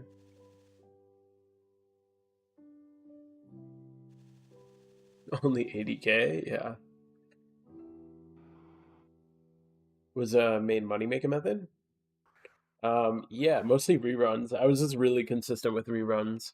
I make sure I try to make sure I do a gym rerun like every day if I can. There was a little while where I was even doing a couple a day with like alts. I do Ho-Oh every week. I do the Elite Four here and there. I don't even have that many Elite Four clears. I've cleared it like 50, 60 times, depending on the one. But yeah, get your red done, get your Ho-Oh done. I have a couple alts for Ho-Oh. Trick Tesla, yeah, dude, true. I'm a certified. I used to be a lover. Now I'm a certified Tesla hater. But yeah, you just gotta be consistent. You know, if you're even like if you make like 400K a day doing gym runs, if you do that, even if you take a couple days off, like let's say you do it 300 days, that's 120 mil just off the gym runs, right? And then you make little investments. You just got to make smart decisions with your money. Buy things that go up in value. I turn a lot of my money and like increase my money by breeding. So breeding like gym run Pokemon or other utility Pokemon, Smeargles, Brelooms, that kind of stuff. Apprentice flipping is so confusing. Yeah, flipping requires a lot of game knowledge. That's the hard thing with it, and it's not something that like I get asked this a lot. Like, can you make a flipping video? You can't make a flipping video. You can make a video showcasing flipping, but there's no way to teach flipping because there's so much background game knowledge that goes into it. You have to know like even when you're looking at like I don't know, when you open something up, it's like, why is like this Gallade is like what, male 3131. It's like you got to know, if you even like the basics of like, okay, males can be passed on. So if you have a 31, sure, like a Hitmon, let's say you see like a 31 Hitmon and you're like, wow, that's like a pretty cheap price or whatever, and then you realize, well, humanoid isn't very good for like special attackers because there's not really like special attacking humanoids. Most humanoids are physical attackers.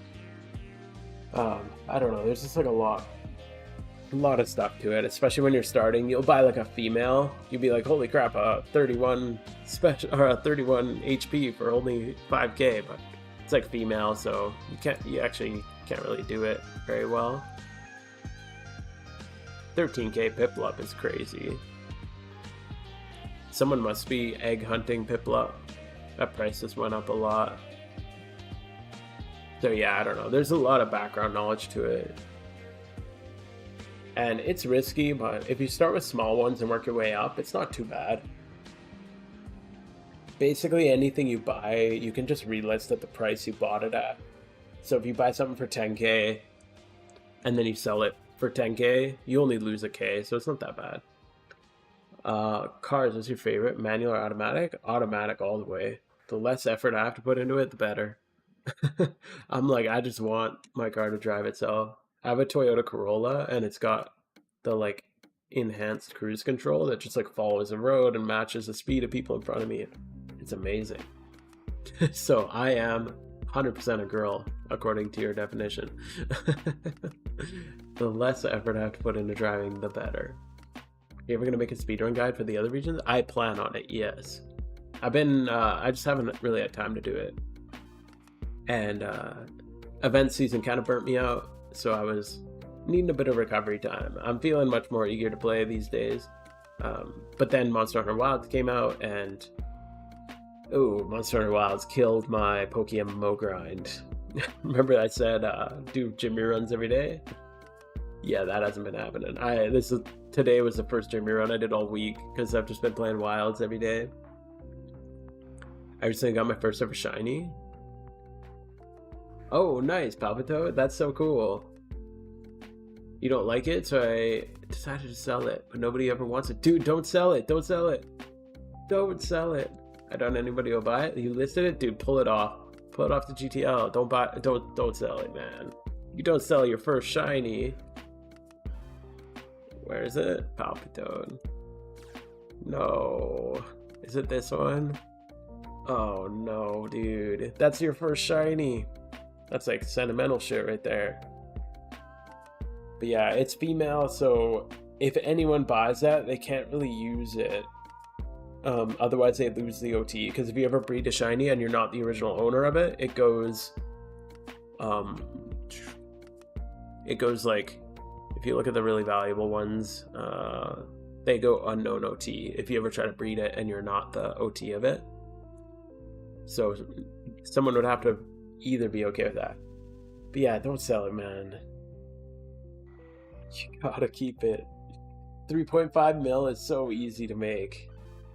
Do like a few gym reruns, breed a little bit for profit. Especially if you said it's not selling. Like, even if you have to lower the price.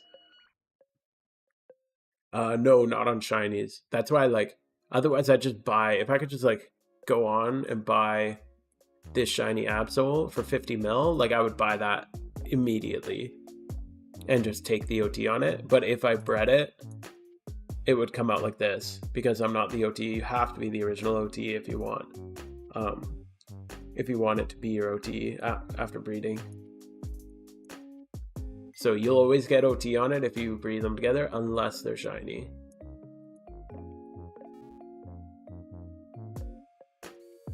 Your goal, you never let him buy a supercar, just go for a cycle. No. I'm just waiting for my car to drive itself completely. Easier, the better. Yeah, you can always make Pokeyen. You'll always regret selling a shiny, I guarantee it. I'd say like never sell a shiny ever.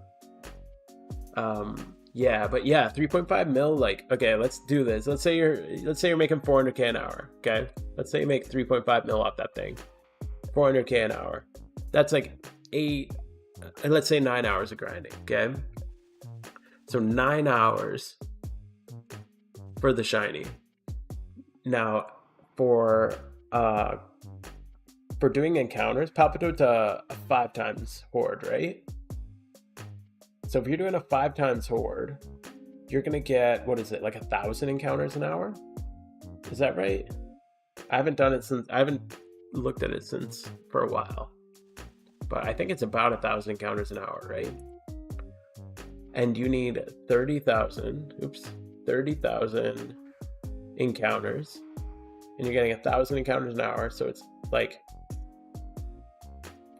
that's like 30 hours. So you're spending about under 9 hours worth of effort, worth of money, for something that would take you 30 hours to go back if you ever wanted to go get it again. That's why most people say like shinies are not worth the money. I didn't even mean to catch it. It was a single encounter. Oh, that's crazy, dude. But yeah, especially I keep all my shinies. I even have like a shiny Raticate, and I hate the damn thing because I got it also in a single encounter. Same with I have a shiny Graveler. I hate it because I also got it in a shiny encounter, or a single encounter. But they're still my shinies. Is there a creator Discord for MMO? I don't think so. There's a couple community, like there's some good community. Obviously Pat, and then there's another. Which one is it? Oh, the PokeMMO Lounge. I don't think is that the one? Maybe there is one. Oh, I guess I thought it was more public, but oh yeah, it is. Yeah, it is public, right? Yeah, PokeMMO Lounge. It's not very big, but it's got like a couple hundred people in it. So that's kind of they're trying to build like a more generic one, or more general one, rather than being centered around any one content creator. But no, there's no specific.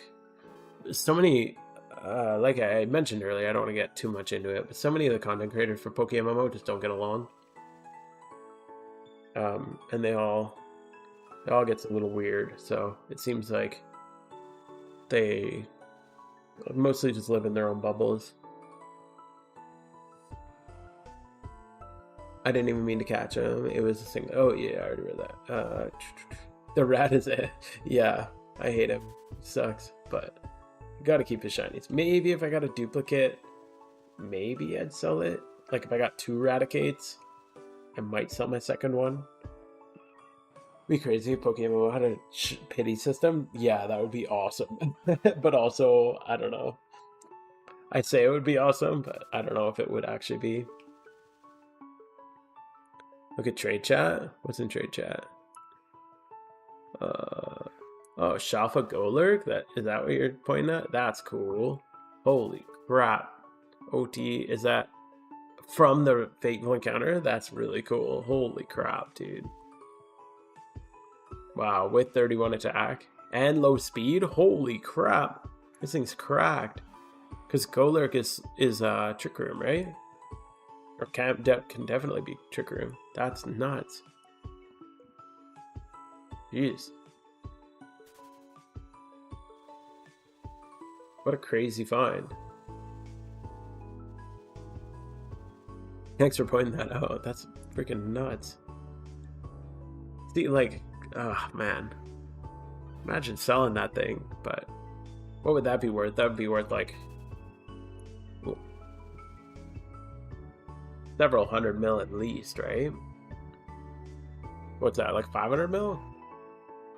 Probably for something like that. A Fateful Encounter Shalfa? I feel like that would be really valuable to certain collectors.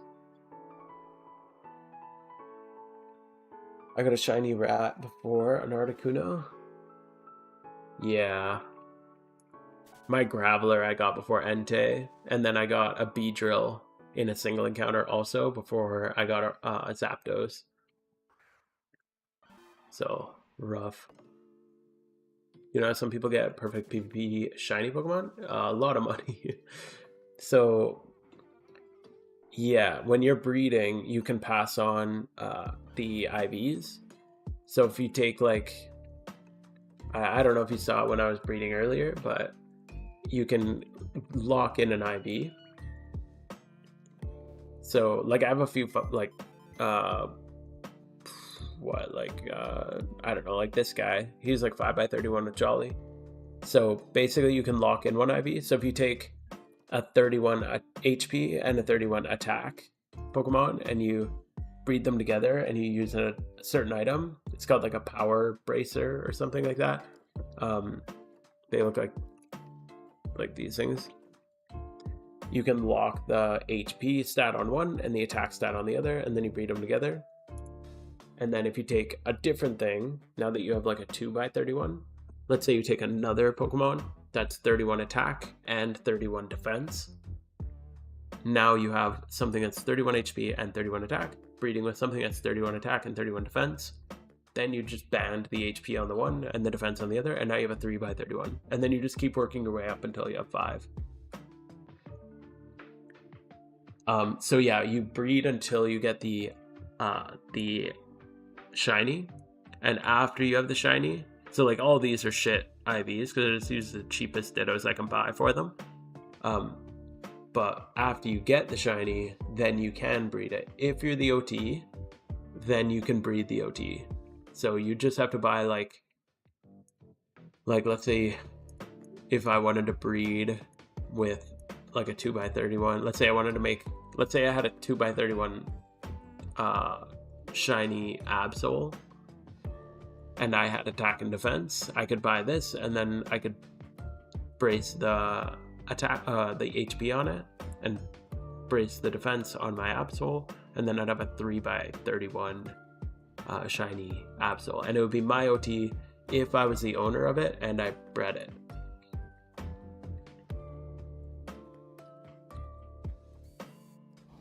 What's your dream shiny that isn't Absol? Metagross is, funny enough, my second favorite shiny. So this spot's like perfect for me because it's 2 of my top shinies in one spot.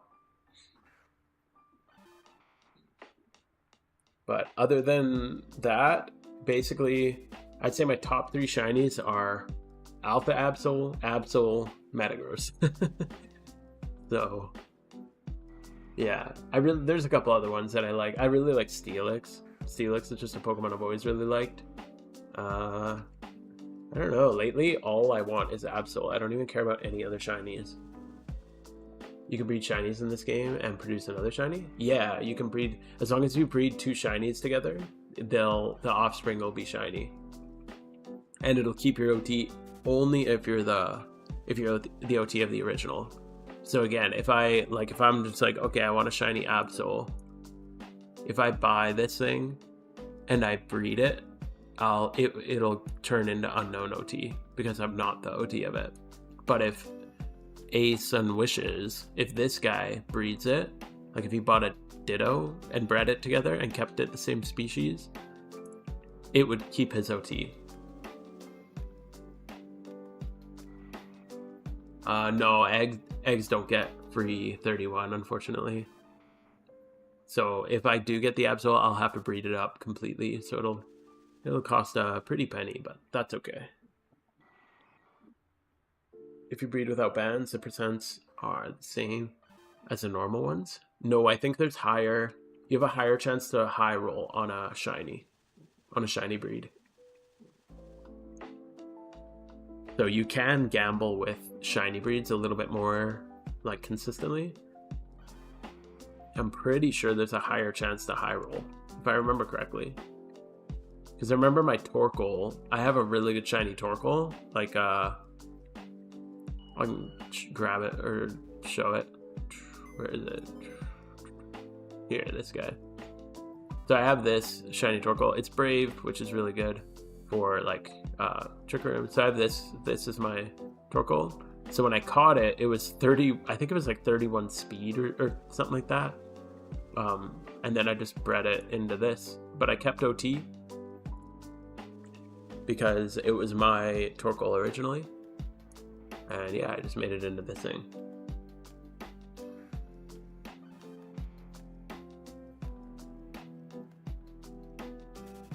But I remember rolling a bunch of them on this because I remember the percent being a little higher. Does the original mean female or male?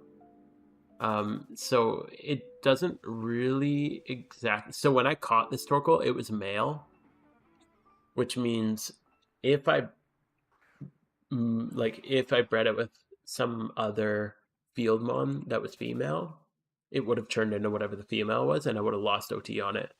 So I had to buy a female Torkoal, and then the offspring stayed the same species. As long as the species doesn't change, you'll keep the OT.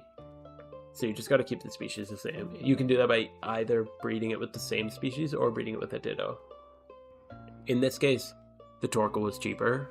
So if you catch a male Torkoal, you can breed it with a female Torkoal, which is usually cheaper than a Ditto. Like right now, there's none.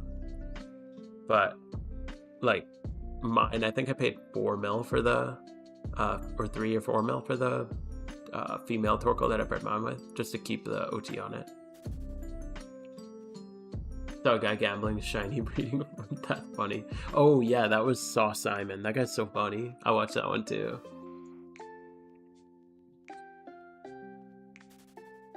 To be OT only if you own the female and male. No. You only have to own one of them. But you have to keep the species the same. So if you have the female, then no matter what, it'll always come out the same species. But if you have a male, you have to keep the same species. Yo, Aceron, how's it going, dude?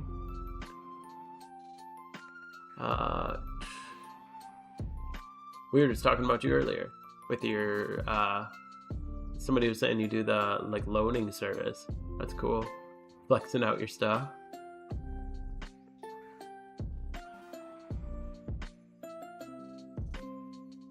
And who you use for the reruns? Yeah, gotta flex, man. That's what this is all about.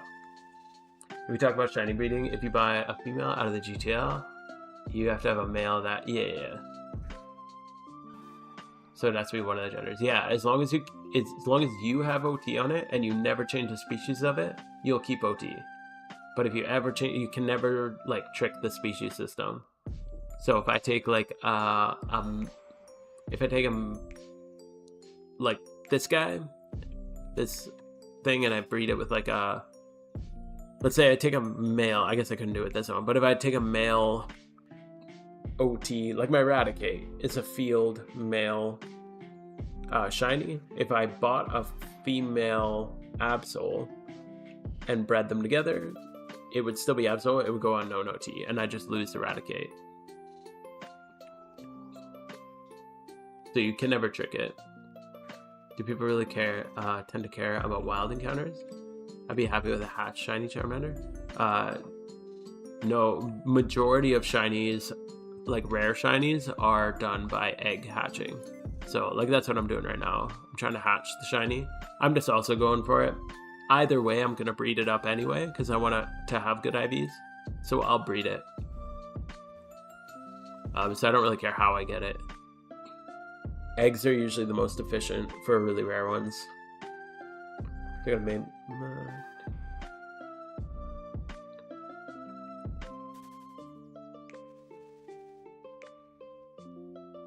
Just working on scripts blogs and trying new money making method. Oh, cool. Good stuff, man. Yeah, I'm just collecting data and just chilling, but collecting some data at this spot. I want to collect some data at some different shiny hunting spots.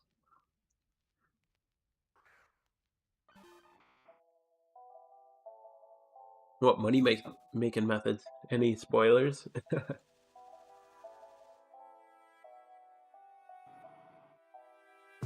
Yeah, so if you notice, the reason we egg is because with egging, let's say you do 5, you can hatch 5 eggs in 5 minutes, like give or take. It's technically like 4 and a bit, but if you see like the encounters I'm getting, on average, I'm gonna get less than 5. On average, I'm gonna be getting less than 5 of these Absol encounters per 5 minutes. So it's actually more efficient to just hatch the eggs. Even though it takes a while, they're just rare, so you don't get very many. Absol here is about I don't have the exact numbers on it. I'll be working on, I should be having I'm gonna do a video on it soon, but I think it's about a 5% encounter rate at Absol, 5 or 6%, and about a 4% for Metagross, 4 or 5%. How do I remove moves? If you go to, yeah, thanks for hanging out, Reborn. It's been good. And welcome to the game. Good to see you around. For removing moves, if you just go to any PC, you will see a move trainer, and the move trainer, I think they have like white hair or something like that. They look kind of like out of place in most of the PCs, and they're in everyone. You just talk to them, and you can add or remove moves. Want to try Snorlax Heavy Ball strat on Dittos? Yeah, it's really good. It's just so dependent on the market, and like the market for heavy balls goes so up and down. So yeah, like right now you can't really do it because this is really expensive. Well, it could be worse, but like it's just not consistent. I looked at it when I was making my Espeon video after the what were they called? Netball nerf.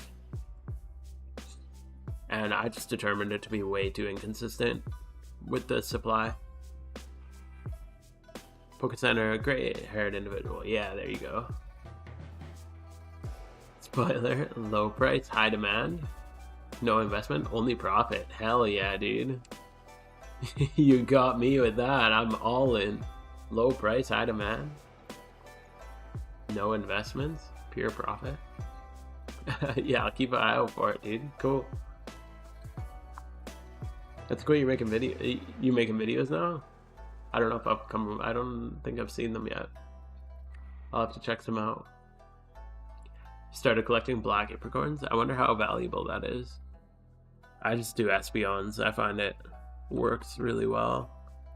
Apricorn. Oh, it's BLK, right? Damn, yeah, even these are pretty pricey.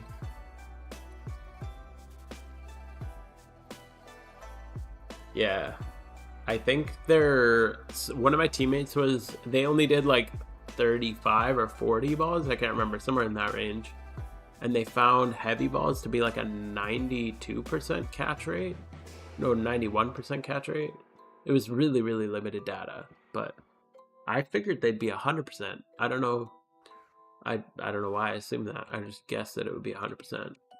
Even at 100%, I don't think it's really worth it. Yo, Edgar, how you doing, dude? We are going for the Absol. Or the Metagross. Or really anything. I just want a shiny. Just give me a shiny. So we're hatching a couple eggs. And hatching a couple eggs. And doing single encounters while they hatch. We need to keep these 3 on us at this spot though. But yeah, just going for some wild encounters while we hatch. How are you doing? It's only 4 locations in Johto, yeah, so it's very inconsistent farming.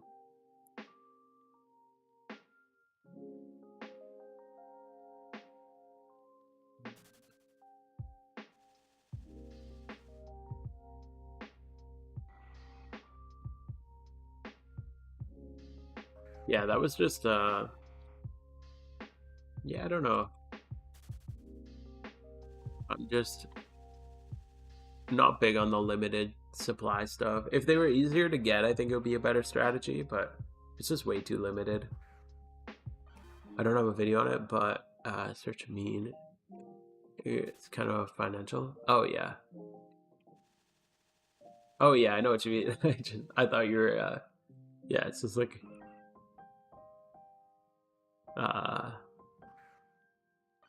yeah, easy money. Easy money. Love it. Yeah, I'll keep an eye out for it. Yeah, I find a lot of the best money making strategies are kind of the things that move quick. You don't make much money off of each one, but they sell quick, so you're consistently making money. I find that's usually a good way to go. Oh man, I got a cat fur in my eye. My cat's shedding. Rough. Yeah, well, I'll be watching out for it. I'll have to check out your stuff soon.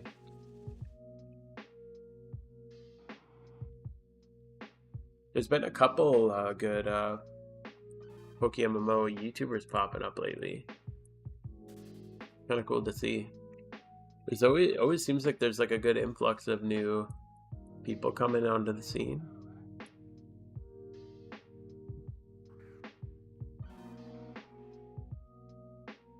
That's awesome.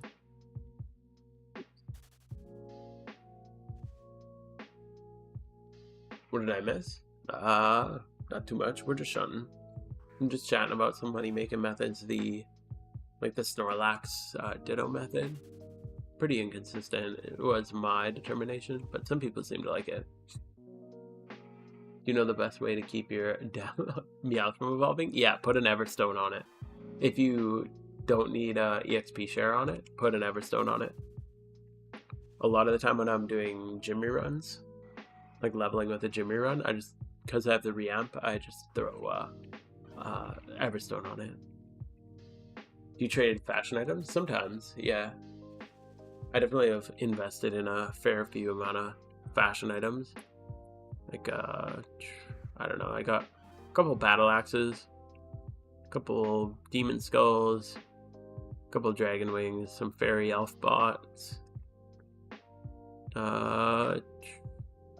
lucky red dragons, a couple of these, a couple of shadow capes, robes. Yeah. They're really good money for limited, as long as you're buying the limited ones. Most of the time, they just go up. Unless their name is Shadow Cape. This was awful. Oh my god, they're so low. It's such a cool vanity. I don't understand why it's so low. I think I bought mine for like 8 mil. Rough, man. Rich with assets? Yeah, I got a couple. It's been my new goal every event to buy every vanity that comes out. The only one I missed between all 4 of the events that we got was, wait, 4? 3? 3 events. Halloween, Christmas, Lunar New Year. I missed the coiled snake hat, because it's so expensive, and I don't even really like it. I don't know why it's so expensive. And then I think that's it. Pretty sure I got all the other ones. So that was pretty good. Even the cheap ones, I just like having them all. It's a fun goal to have. It's not the most, it's not the best investment, but oh well. I think it's because it's so good and so many people open bags for it. Yeah, that's true. Yo, the Rednicks, thank you for the follow, dude. Appreciate that. Also, I think the pumpkin just got way more solved this year than, like, publicly. Yo, 420 follower goals. Let's go. I think the strats for the pumpkin were just much more accessible this year, much more public and well known. So I think it just resulted in way more people ending up doing it. So yeah, more people farming it just means higher supply, so price just got higher. I think with that, it's getting pretty late. I might have to call it. We are, coming up on 4 hours. I gotta get up with the little one in the morning. So, what do you suggest for mass breeding? I don't really suggest mass breeding in general. I suggest finding 5 or 6 things that you can consistently make for money and going from there. Just start small. But I think we're gonna call it there. Hope you guys had a good time. If you're with me on Twitch, we'll find someone to send you off to. If you're with me on YouTube, they don't really have much of a raid system there, so we'll just call it there. P-Dash was funny, dude. He's super chill. So I'll send you guys off to P-Dash. Thank you guys. Thank you. It was awesome hanging out with you all. And what's the use of keeping stuff? See if it goes up one day. Basically it. Some of those things hit high eventually. But anyway, yeah, hope you all have a good night. I should be back on next week, I think. If not, I'll post it up in my Discord. But yeah, hope you guys had a good time, and I will see you guys. Here he is. Show P-Dash some love. Looks like he's doing some shiny hunting as well. So yeah, I'll see you guys around. Have a good rest of your night.